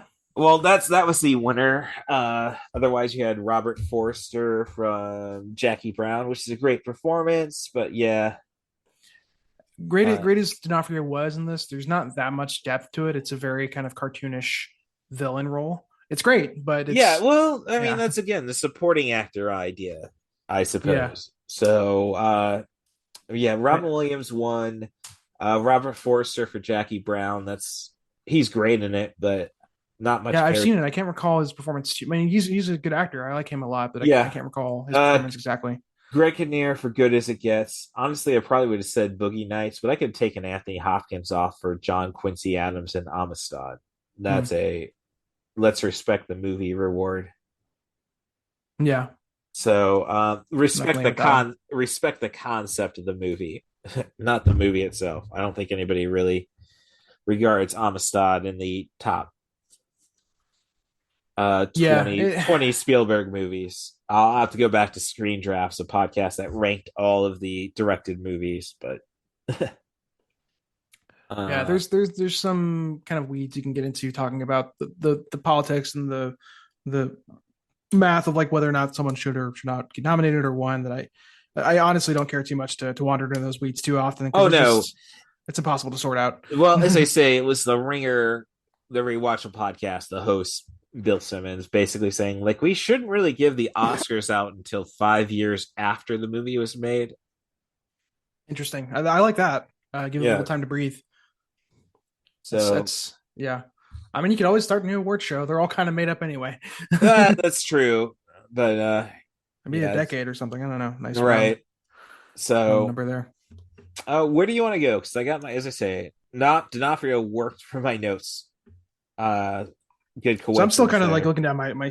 So I have like I did this in two forms, in different stages. So I have kind of scene by scene notes, and then I split it up into like different aspects of the movie and characters and such. So there's not much more to say about D'Onofrio. I mean, he's great. The way he moved and stuff was very committed to that and the makeup time.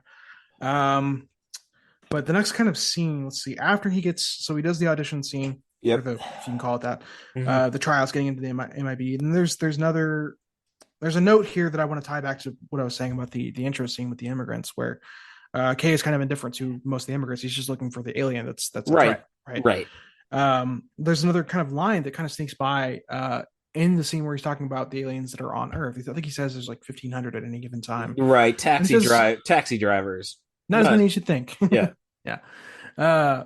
And there's a line that he says that I think ties back, which is he says most of them are decent enough to try to make a living. Yeah. And it's I like that kind of ethos a lot of like, don't bother people. Most of them are fine because they're not right. No, nobody's causing trouble.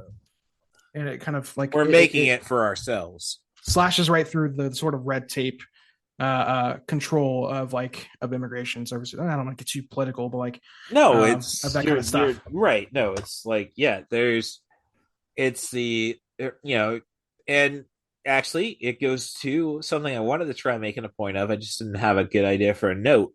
Mm-hmm.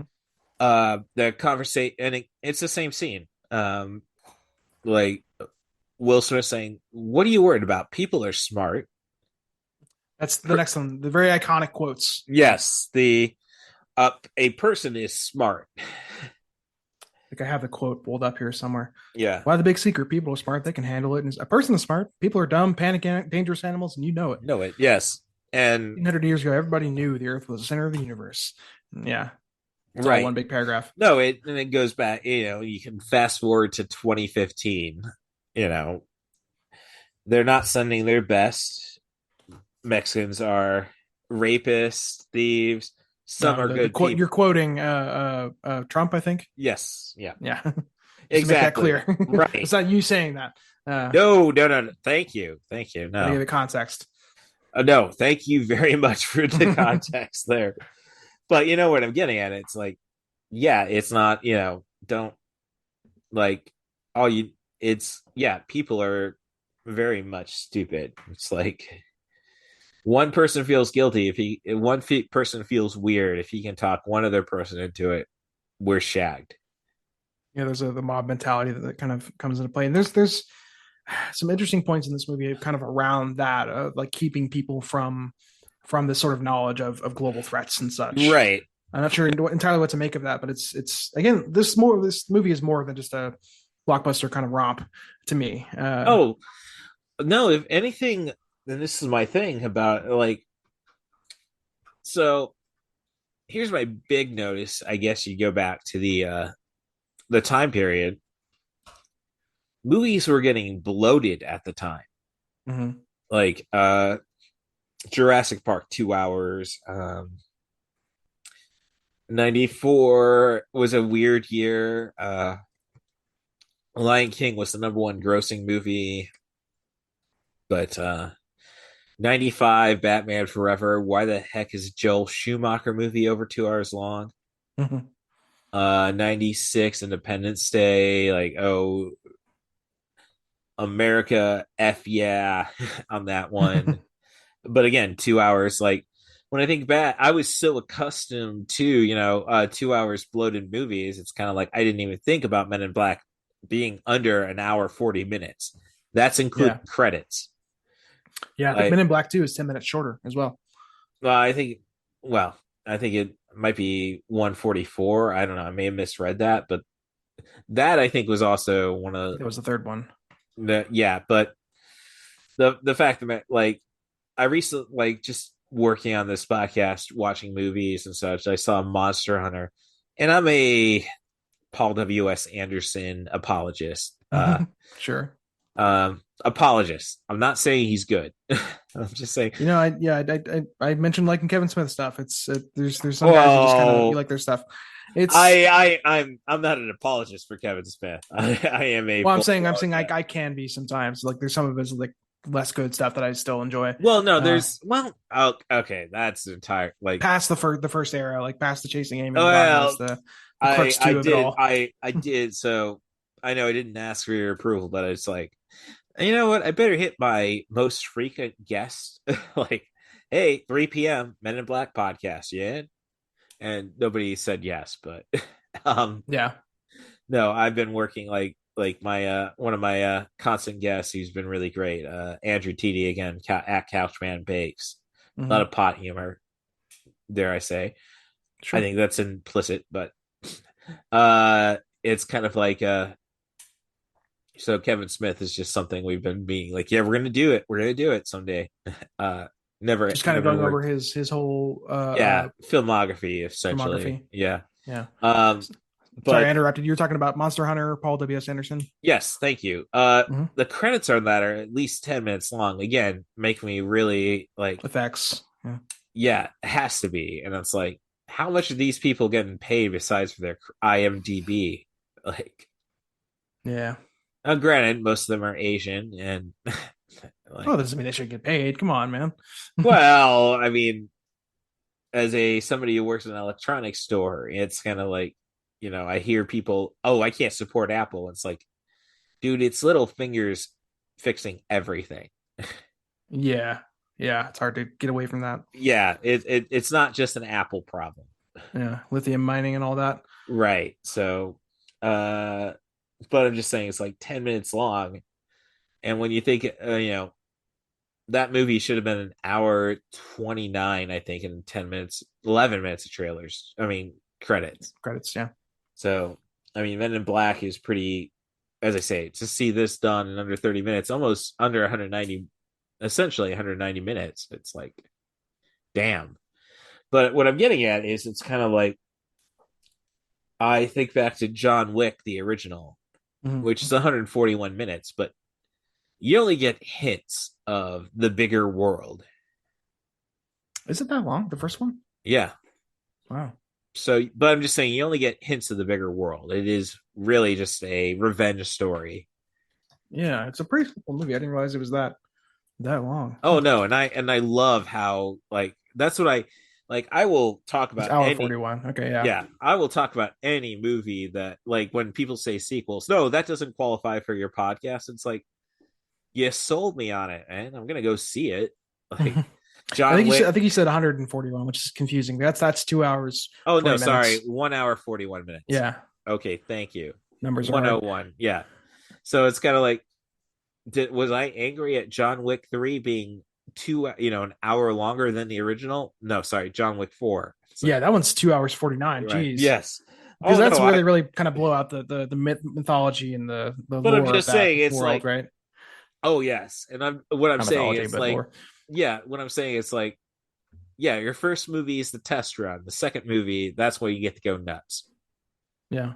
So I will, talk about any, like, if somebody wants to talk about Kickboxer Resurgence, which is like, oh no, that's 151 minutes. But the Kickboxer Vengeance was only 130. Like, yeah, I'm not. You give me Christopher Lambert versus Jean-Claude Van Damme in some sense, I will watch it. But it's just basically like, again, the lack of knowledge if you're going to get a chance to do a sequel, I suppose. It's like, let's throw all these elements in, and it's like, I think we could have had a greater franchise if you just slowly incorporated stuff. So I spaced out for a second. You mean in Men in Black or in Men in Black? Yeah. I'm basically saying it's like, all right, yeah. We could have probably developed the character of Jay a little more, or K a little more, instead of like, okay, and let's get the next weird special effects thing in. I don't know. I like the Men in Black trilogy for what it is, kind of the more focused on those two characters, and doesn't really try to blow it out too much. It really just kind of goes on a series of journeys with them. No, and I can respect that. It's just kind of like, but again, it's like if they really wanted to involve to involve K, they wouldn't have erased his mind. Yeah, I guess so. There certainly was a course correction there, right? Because right. the end of this first one teases a partnership between J and L. Yeah. And then the second one, they're like, nope, we're doing J and K again. You're right. But, I will say and the third one sounds awesome because again, Josh Brolin. So yeah, I mean, yeah, he certainly carries that one. In the second one, though, I love the scene where they take he takes Kay over to Jeeps again, and they have their whole dynamic and the demoralizer and that whole scene. It's a course correction, but they play it so well and it's so fun. Right. And it's one of my favorite scenes in that movie, I think. Oh no, and I love Jeeves and Tony Shalhoub. Yeah. Oh, I really wish I could do more Coen Brothers movies because he's just like a go-to character in there. Is he in? I love Coen Brothers, but I'm having trouble thinking of. He was Tony in Shalhoub and being in his stuff. Okay, he was in Barton Fink as the movie producer. Okay, and he's in The Man Who Wasn't There. That one I haven't seen at all. I've seen Barton Fink. I can't quite recall. Man Who Wasn't There. He plays the 2001. Yeah, he plays the high class lawyer that Billy Bob Thornton hires for his wife's murder case, played by Frances McDormand, who's married to one of the Coen brothers. And then eventually Tony Shalhoub, like, basically how that trial ends up, Tony Shalhoub feels, yeah, I guess I owe you one. Mm-hmm. I guess I don't know Coen Brothers as well as I thought. I don't even know if I've heard of this one. Oh, Man, he wasn't there. Yeah, 2001. It goes weird places. Billy Bob Thornton's your lead. Scarlett Johansson, young Scarlett Johansson. I mean, we're talking Ghost World Johansson, who I don't know if she was even 21 at that. I mean, even 18 at that point. I say that as a big Ghost World fan. I don't know when she was born. Well, I think she was born in 83, but I was in Champaign, they have Ebert Fest every year. Because Roger Ebert attended the U of I. Okay. So I checked the lineup every year. Wish I could have done more, but my work schedule, what can I say? I have to be there for Friday's 2020. It's in April festival, and like they had Ghost World and they had the director Terry Schmiemoff, I believe it is.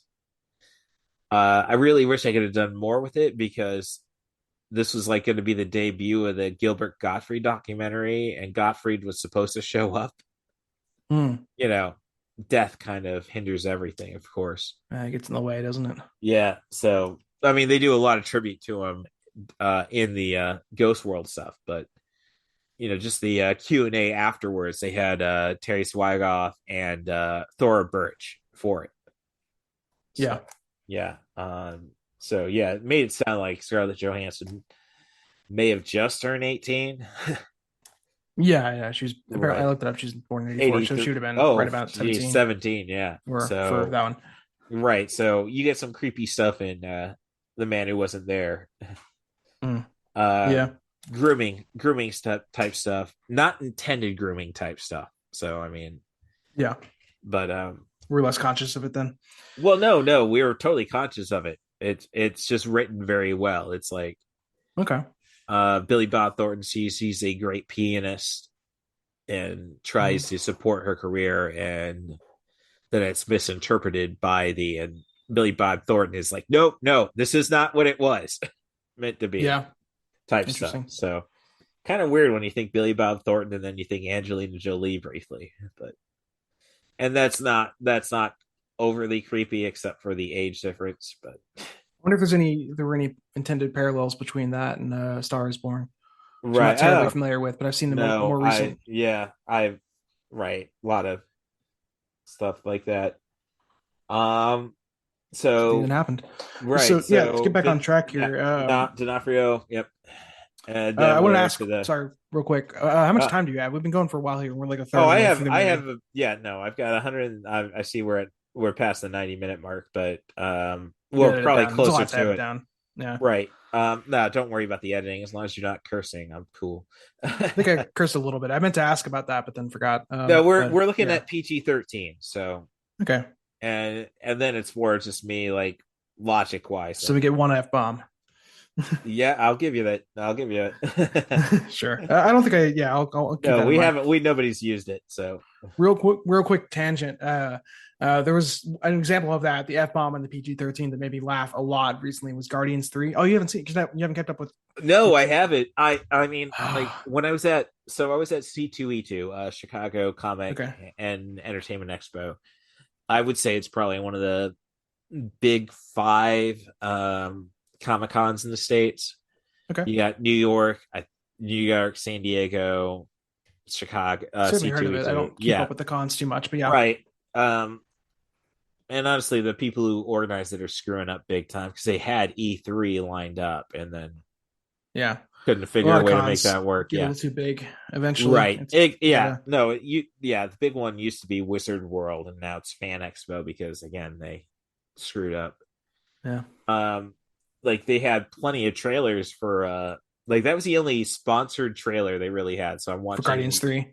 Yeah, and it's like just dropped, but I'm watching but it's like right before the Zachary Levi panel for Shazam 2. Right.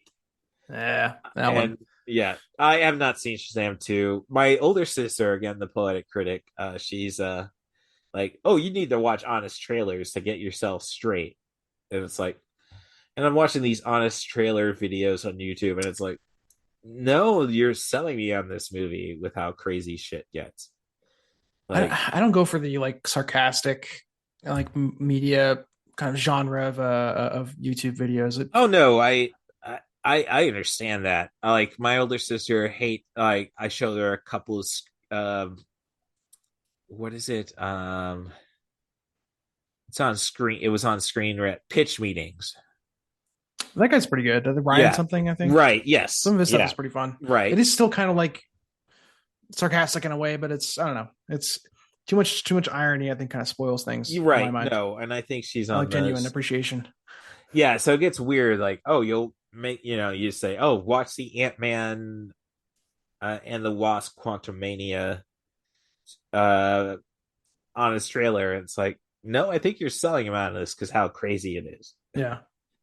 So but I'm just saying, it's like seeing the trailer for Guardians 3, it's like, okay, I guess I got to get into the MCU again, just because, and more or less because, okay, you're using Since You've Been Gone by Rainbow in the trailer. It's like, I don't know that one. Since You've Been Gone is just a track. Where's the Kelly Clarkson song or? No, Since You've Been Gone by Rainbow. So it's from the late 70s, I believe, which fits with the aesthetic of Guardians. I don't know if I watched many of the trailers for that. Yeah, we went off a little too far on a tangent there, but I just brought it up because there's a F-bomb and I drop in that's very like a throwaway line. That's very funny. I've heard of it, and as I say, I will like basically going to C2E2. Which was one of those like again, hindsight being 2020. So I do more panels than my older sister does. So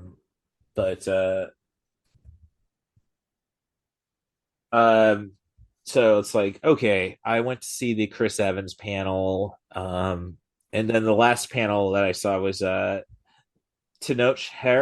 Huerta from Black Panther 2.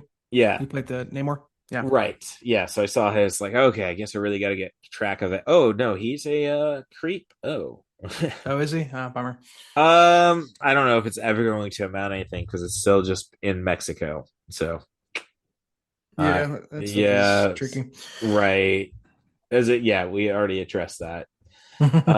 So yeah, I really do need to get caught up still regardless. So it's like, I like the MCU. I can't apologize for it too much, but I enjoy cape shit. I would say going up through Endgame at the very least is worth it. This most recent phase is not as good, but yeah. Well, you got to reestablish something with something people are expecting. It's like when the first, the MCU started with Iron Man. It's like we don't have a clue what's going to happen.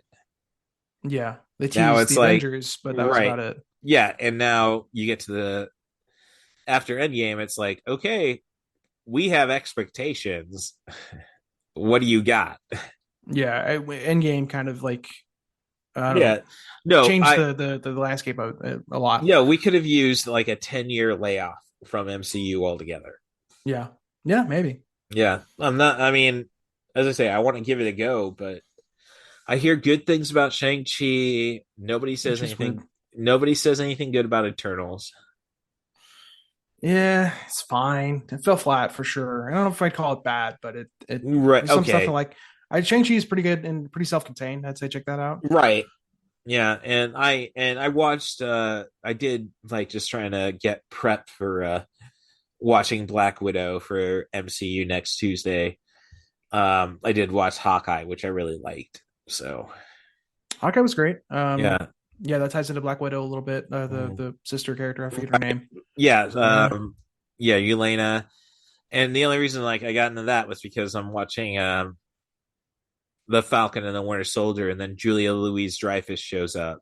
Yeah, and then I'm going through. And I'm going through her IMDb, and it's like, oh, and she's in Black Widow. Okay, I guess I do have to catch up. At the very end, she recruits her sister. For their Dark Avengers team, whatever it is. Okay, well, see, now you just said dark, and you said something I like, so it's like, ooh. So there is a team they're kind of building up to as part of the newer MCU stuff. Is this going to be the Thunderbolts essentially? I think it actually might be the Thunderbolts. Because I hear Harrison Ford is going to be Red Hulk.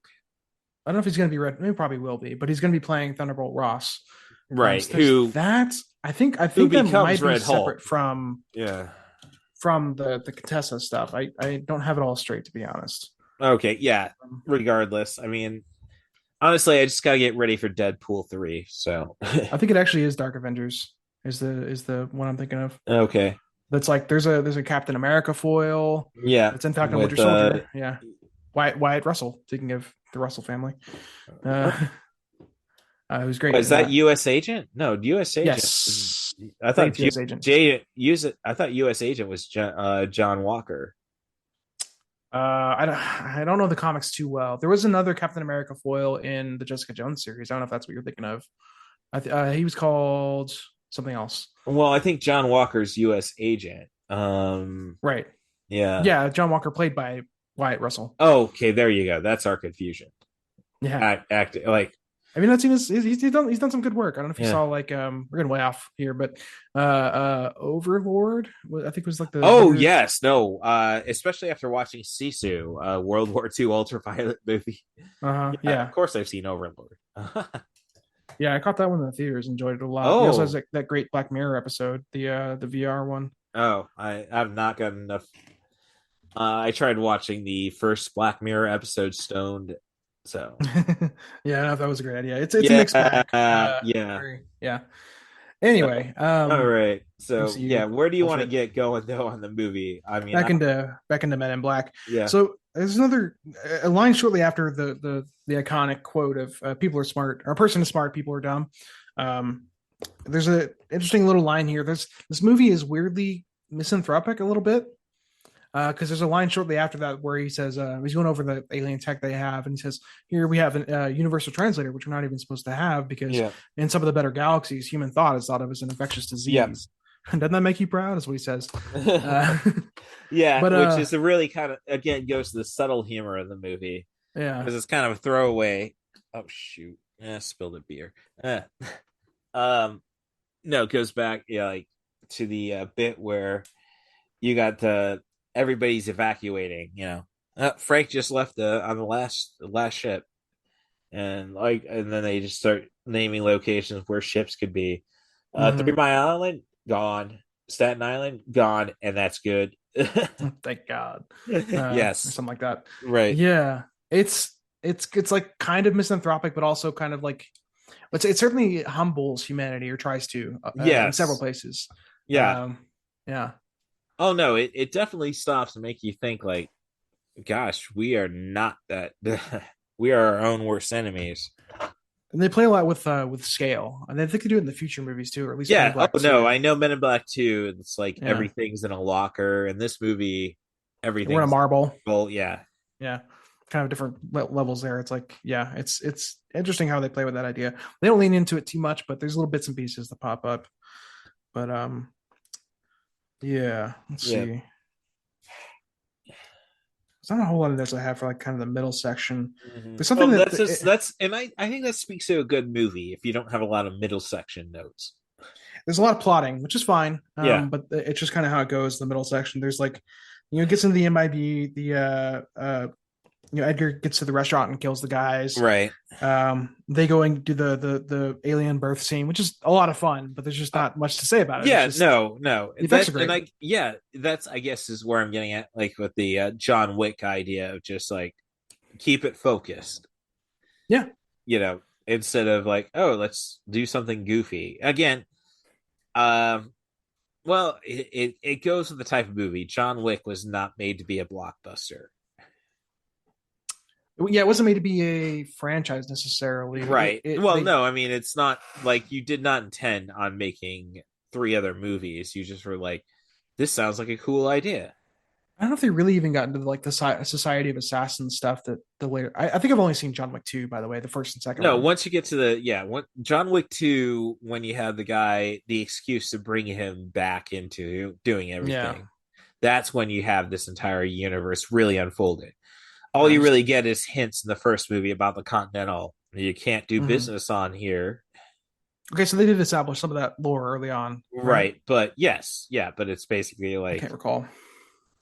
Like, yes, there's a assassin organization underneath everything, which has rules. And then the second movie is all about the rules, essentially. I just remember the first one establishing like he is this legendary assassin, Baba Yaga. Yeah. Just kind of a weird, really ill-fitting name if you know kind of the mythology there. Right. But, no. I've seen Hellboy 2019. So yeah, it's usually more of like a witch. Like an elder, right. Yeah, a hag. Yeah. Than like a Keanu Reeves type. Right. But no, anyway. It's not. Yeah. So that's what but I mean, that's what I'm getting at. It's like boom, boom, boom. And then like, oh, they want more of this. Let's save it. Like, so. Yeah. Well, when I got into this was Act 2 was kind of, there's not much to say about that in Men in Black. And it's probably true of John Wick too. I would guess like the first act. Everything sets up the second act. So the first act's brief. They're just kind of working through what the first act sets up. Tells the story. And third act resolves. Right. Exactly. So yeah, my notes kind of stopped at the once we get to Edgar. The Edgar suit. Yeah, and then little observations like, was the entire spaceship falling through the globe a subtle shot at Universal? Oh, maybe. Yeah, that's right at the end.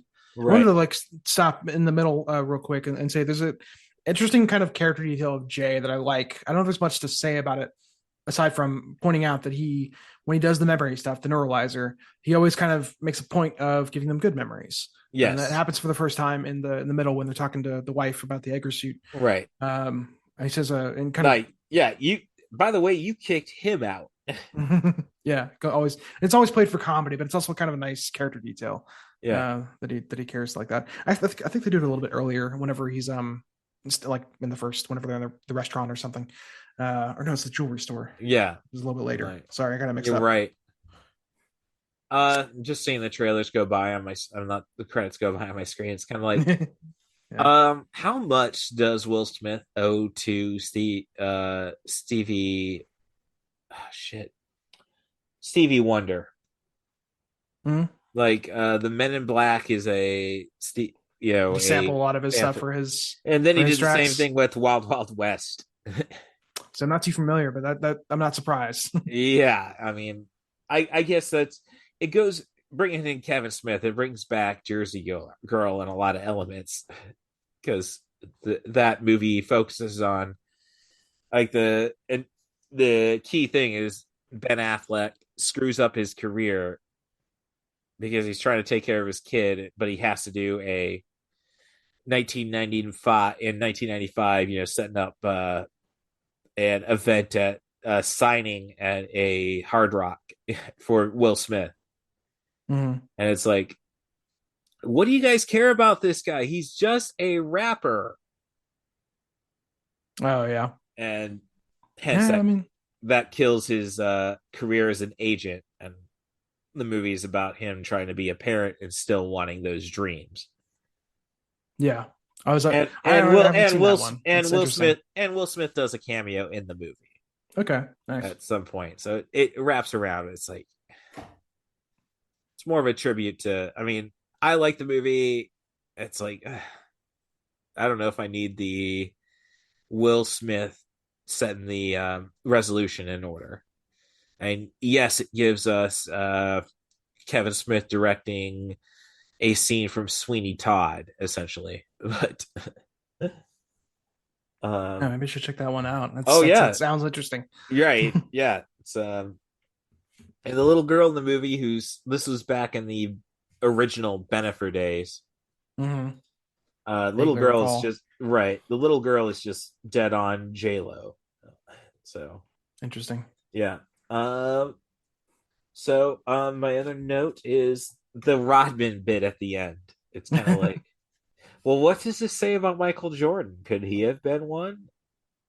Like, well, I think the joke is more that Dennis Rodman looks like a weirdo with the dyed hair and the piercings and such. Right, but I'm just saying it's like, geez, he's honestly, yeah, he could jump and grab the ball a lot quicker than most people. I guess so. I think they were playing more on funny looks. Otherwise, I know, but it's kind of like and such. Yeah. It's kind of like, oh, well, that's not much of a disguise. But then you compare him to the other NBA, like, as I say, Rodman was a prolific rebounder, but he never had triple doubles, which is rebounds, assists, and having at least 10 rebounds, assists, and points. You never look for Dennis Rodman to have more than 10 points in a game. So he was never a prolific scorer. He was just like, if that is an alien on the floor, what does that say about the rest of the NBA talent?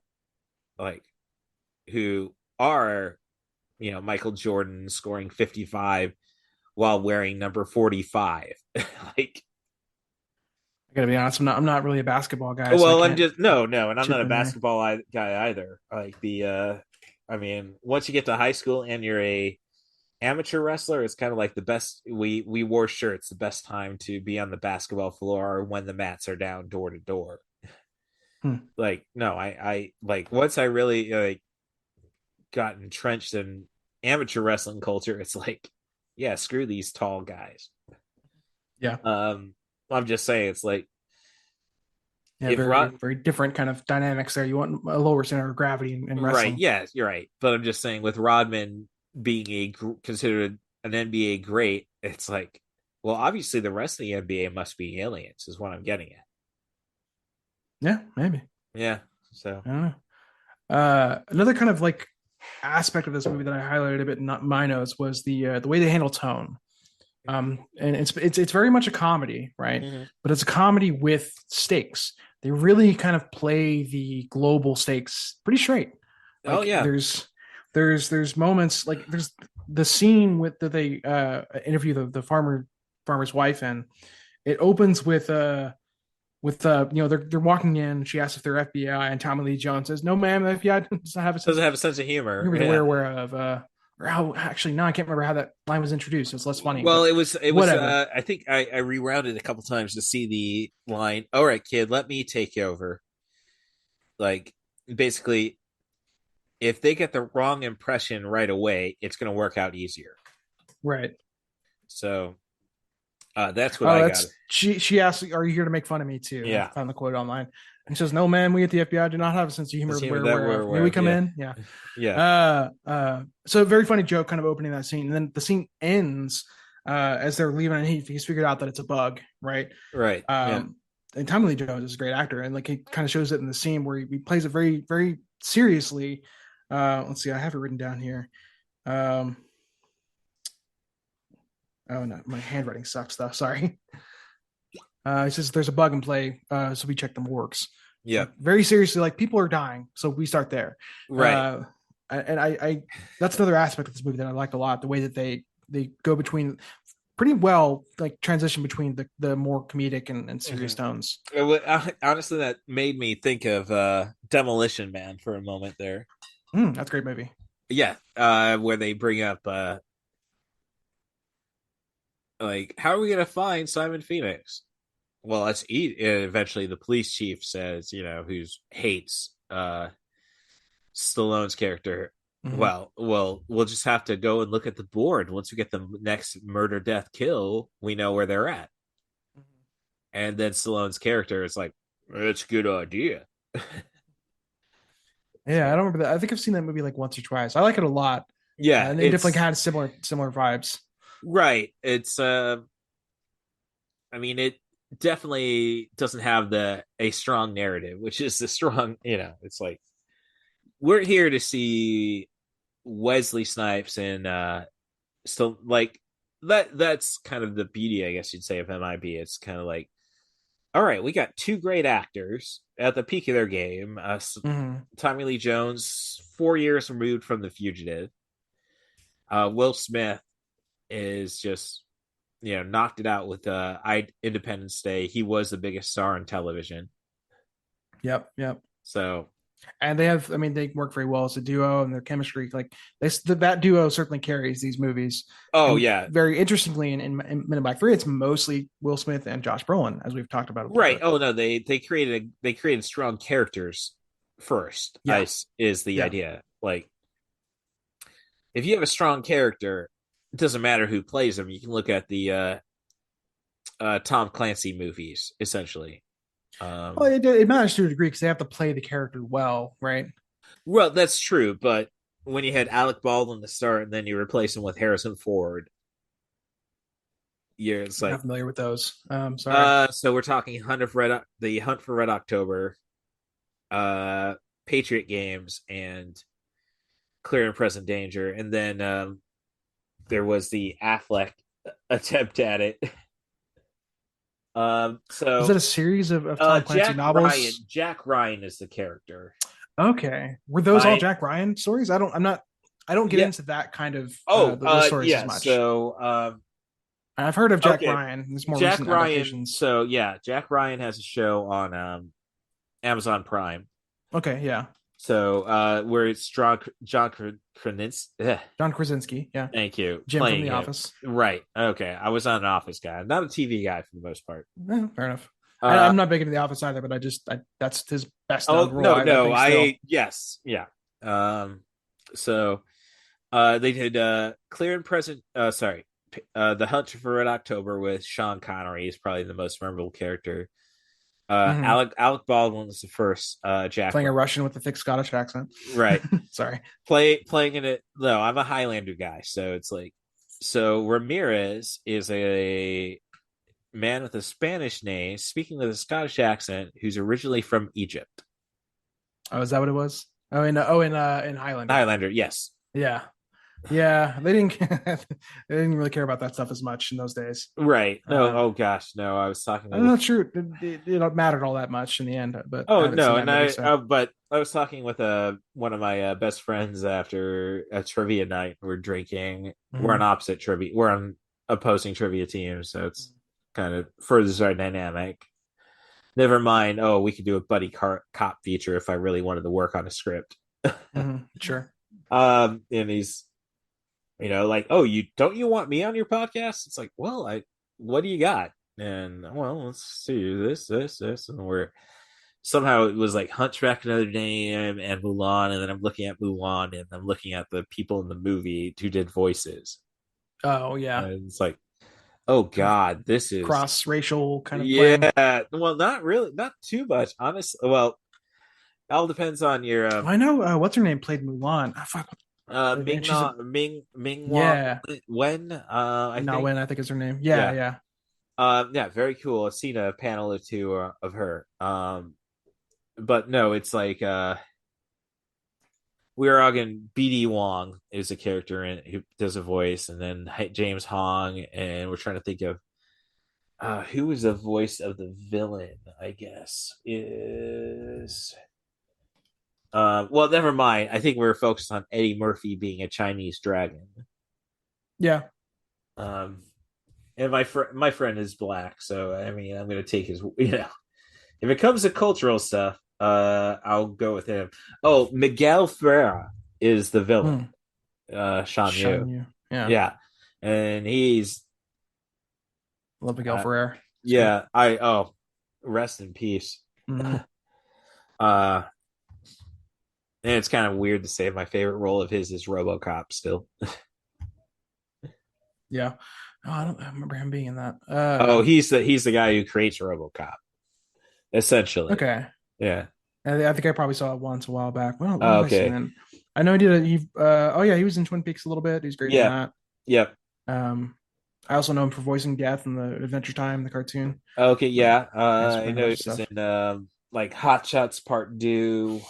Was he in that? That's one that I loved like way back when, but I haven't revisited. So. Yeah.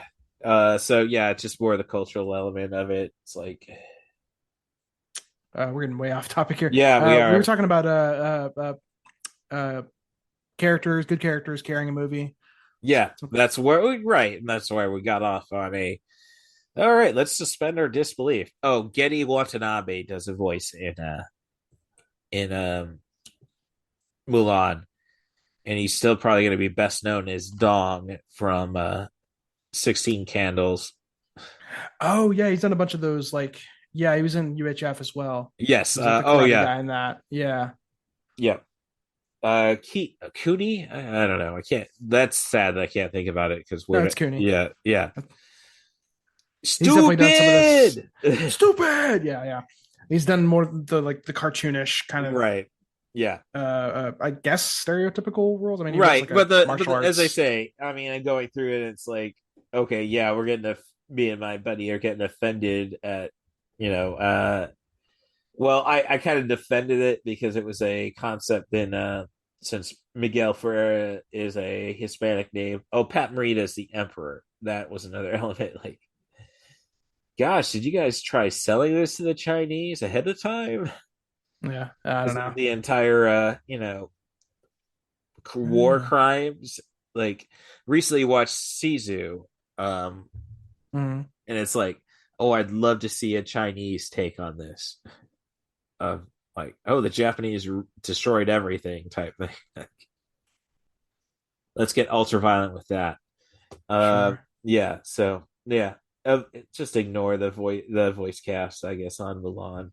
I've not seen the live action one, so yeah, I didn't bother with that. Yeah, but what we're getting at is, you got great characters, and kind of like they can carry a movie. I mean, it's like, yeah, I mean, as I say, this is Ghostbusters with aliens.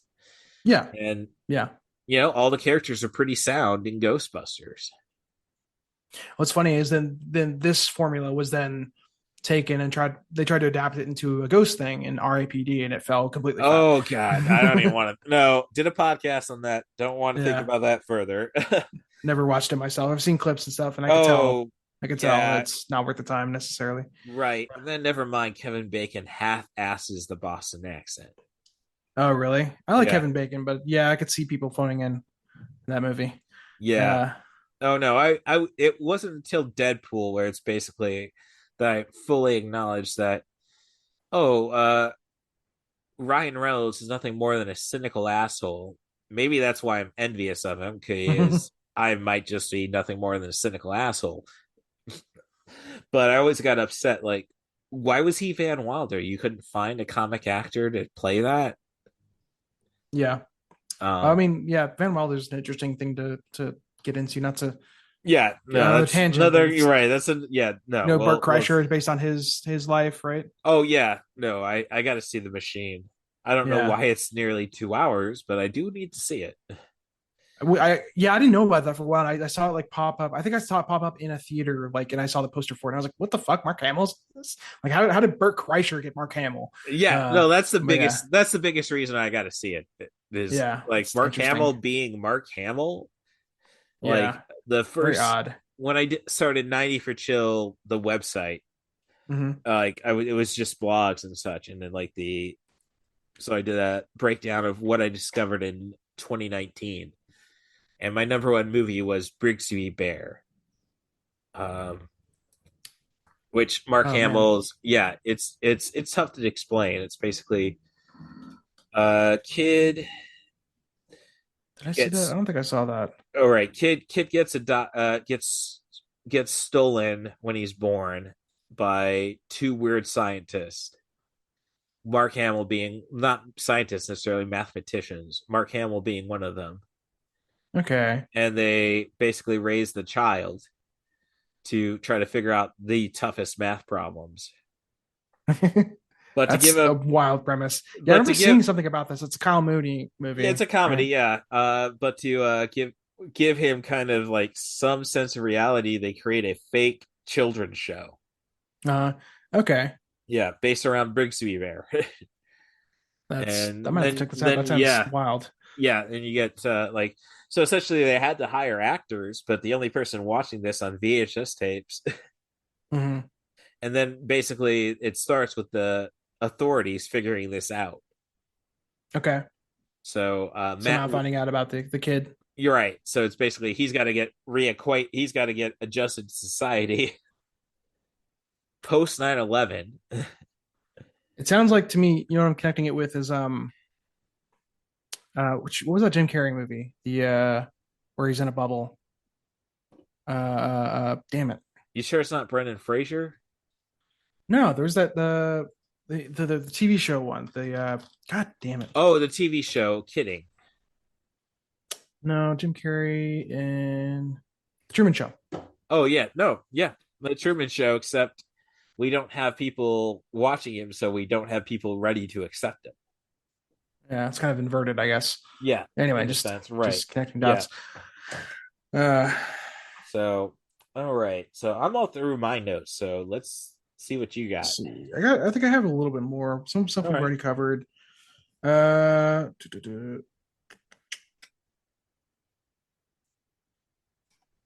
Talked about Edgar. Pretty much covered him, I think. Just the way that they had the makeup kind of decay across the movie was great. No, again, there are no running zombies. Oh, yeah. And then another thing kind of about the way they play with tone I thought was really funny was where they really kind of mixed it in a single frame was, I don't know if you caught it because it's only there for a couple seconds or maybe a second, but whenever they're getting a message from the Archelians saying deliver the galaxy or we'll destroy you. Sorry. Yeah. And then that's quickly like covered up by a timer, but I just thought that I caught that this time. I don't know if I've caught it on previous watches, to be honest. Well, I thought that was hilarious. Yeah, I think I've known the movie well enough that it's kind of like I'm ready. I'm looking for the subtle stuff again. Mm-hmm. Yeah. So no, I did catch that. It's like, yeah, I mean, I don't know. Maybe it's for me being a customer service professional for the last 20 years. It's kind of like, hey, as long as you apologize, I mean, people know you're trying. So, yeah, good on the acrylic or the art. Archelians. Yeah, I mean, and it makes sense. It's a good joke, but also it kind of makes sense because they probably don't want to destroy the Earth. Right, exactly. But they've established the stakes of like, if this bug gets this energy source, just kind of a throwaway line, but apparently that's what it is to him.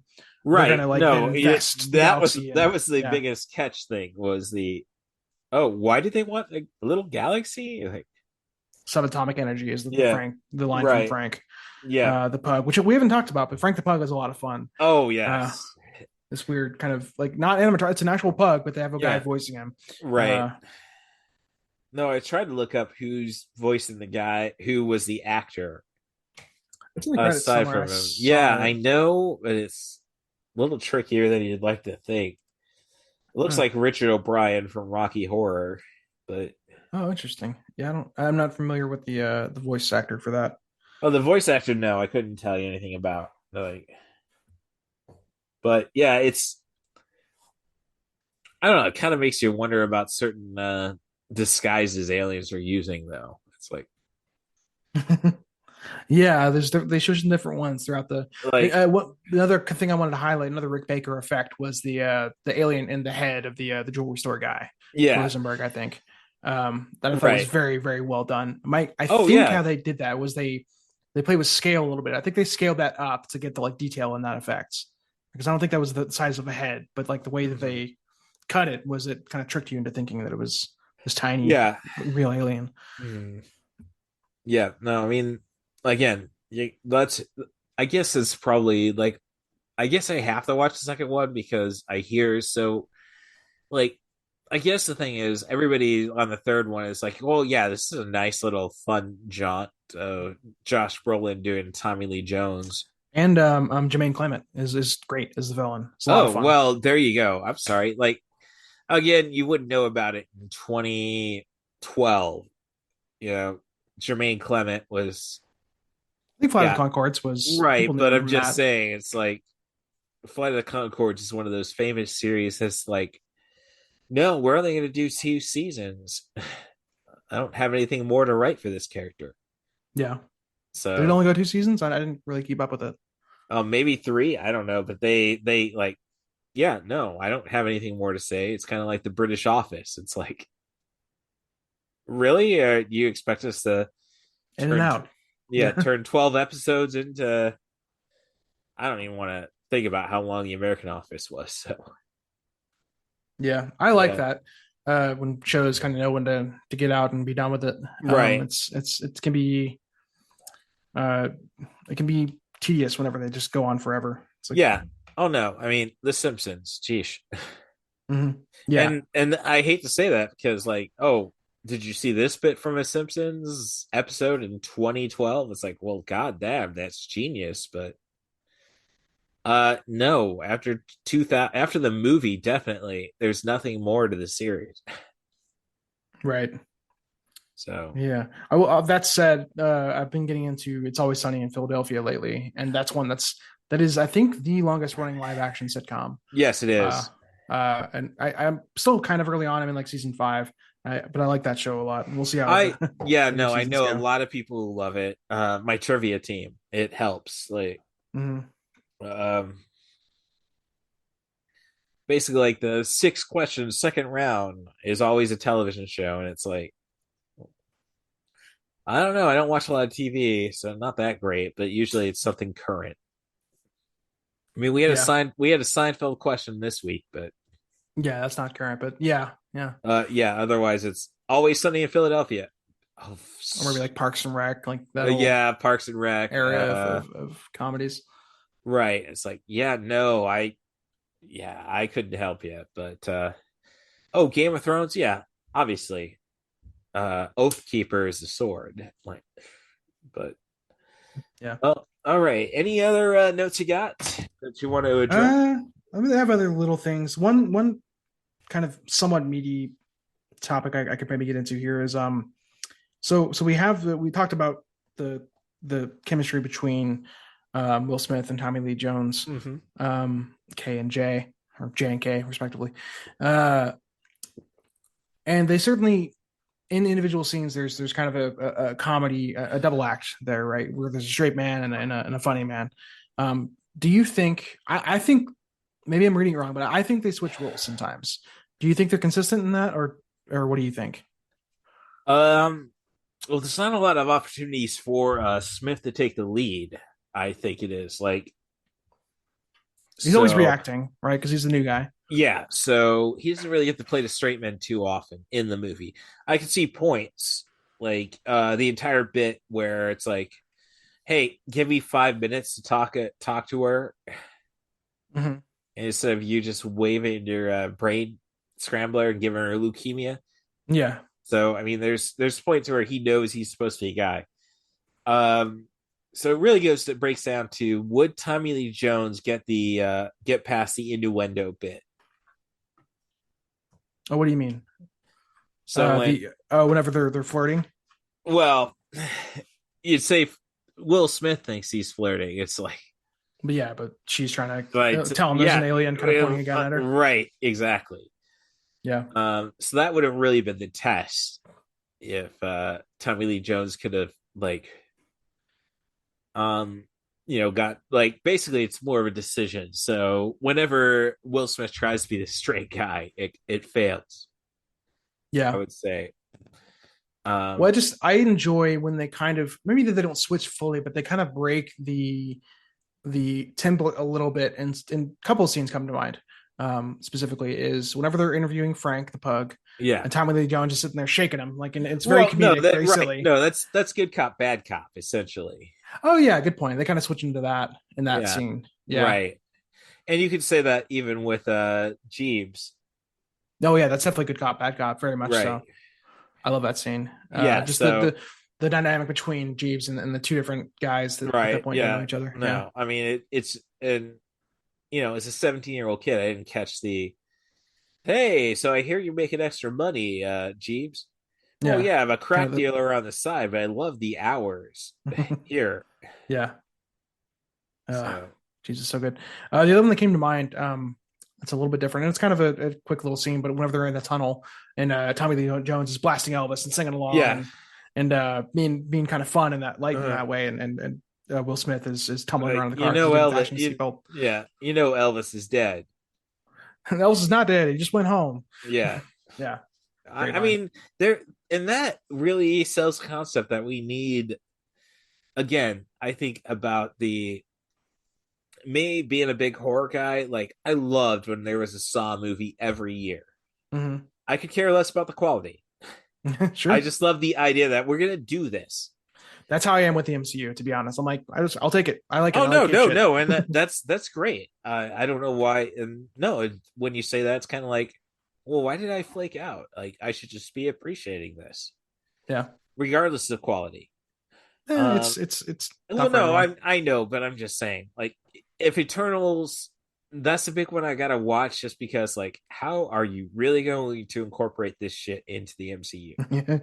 Yeah, we get into that maybe, but right. Let's wrap up Men in Black first, but yeah, but that's what I'm saying. It's oh no, I mean, no, this is something I want to see. I want to be I will say the world ended when we decided there was not going to be a Star Wars movie every year. Hey, a 2020 Star Wars movie, you promised me that? I will. And I've been I've been pitching a no-hitter, as I say, when it comes to COVID. Yeah. And it's I will put that on the line to watch a Star Wars movie in a full theater. Yeah. So, no, so it's obviously Star Wars nut.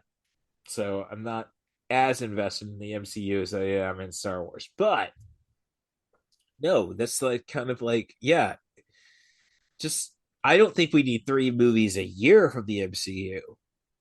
Yeah, it's they're dialing it back.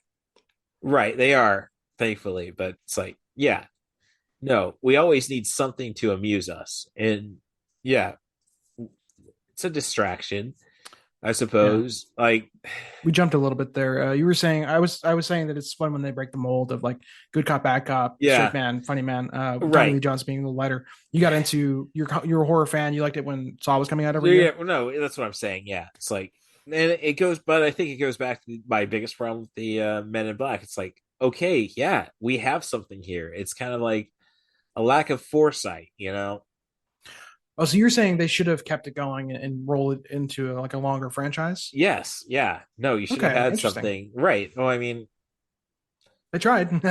Well, with international. But again, it's kind of well, okay, so that's what, 2020, so 8 years after the final of the trilogy. It's no, this is you gotta strike when the iron is hot. Yeah, it was 97, 2002, and then 2012. Yeah. Yeah, 5 years, 10 years. Right. Yeah, it's like Interesting no, timing. like yeah. I think a lot of it might be though that when we talk about legacy sequels, like you can't have that kind of like when's the sequel coming out type feel, I suppose. Like Blade Runner. Nobody asks when the sequel is coming out, and we should have. It's a brilliant film. Yeah, but kind of spawned helped spawn the cyberpunk genre. I mean, right. So, but when we're told we're getting it in 2019, 2018, it's like, yeah, okay, now I have to do some editing. That's my fault. I kept track. So, all right, looking at my clock. Okay, 218, 219. Bollocks. Have fun with this edit, man. Yeah, right. When you do when you go to Men in Black, it's kind of like, well, nobody was expecting a sequel after Men in Black 3. Yeah. So no, it's like, yeah. So you're saying you want it to be you would have preferred that it roll out into a MCU-ish kind of universe. Oh yeah. Of like, yeah. Right. No, you should have a movie at least every 2 years. Like, I don't know. Would you trade? I like it that they got in and out whenever they had a story to tell. Well, I mean, no, that's the thing, and that is the thing. It's like, all right, well, we don't necessarily have a story right now. Mm-hmm. All right, no, and I get that. It's like, oh, you got to be real careful when you tell your story after that, I suppose. If you're just trying to grab a buck.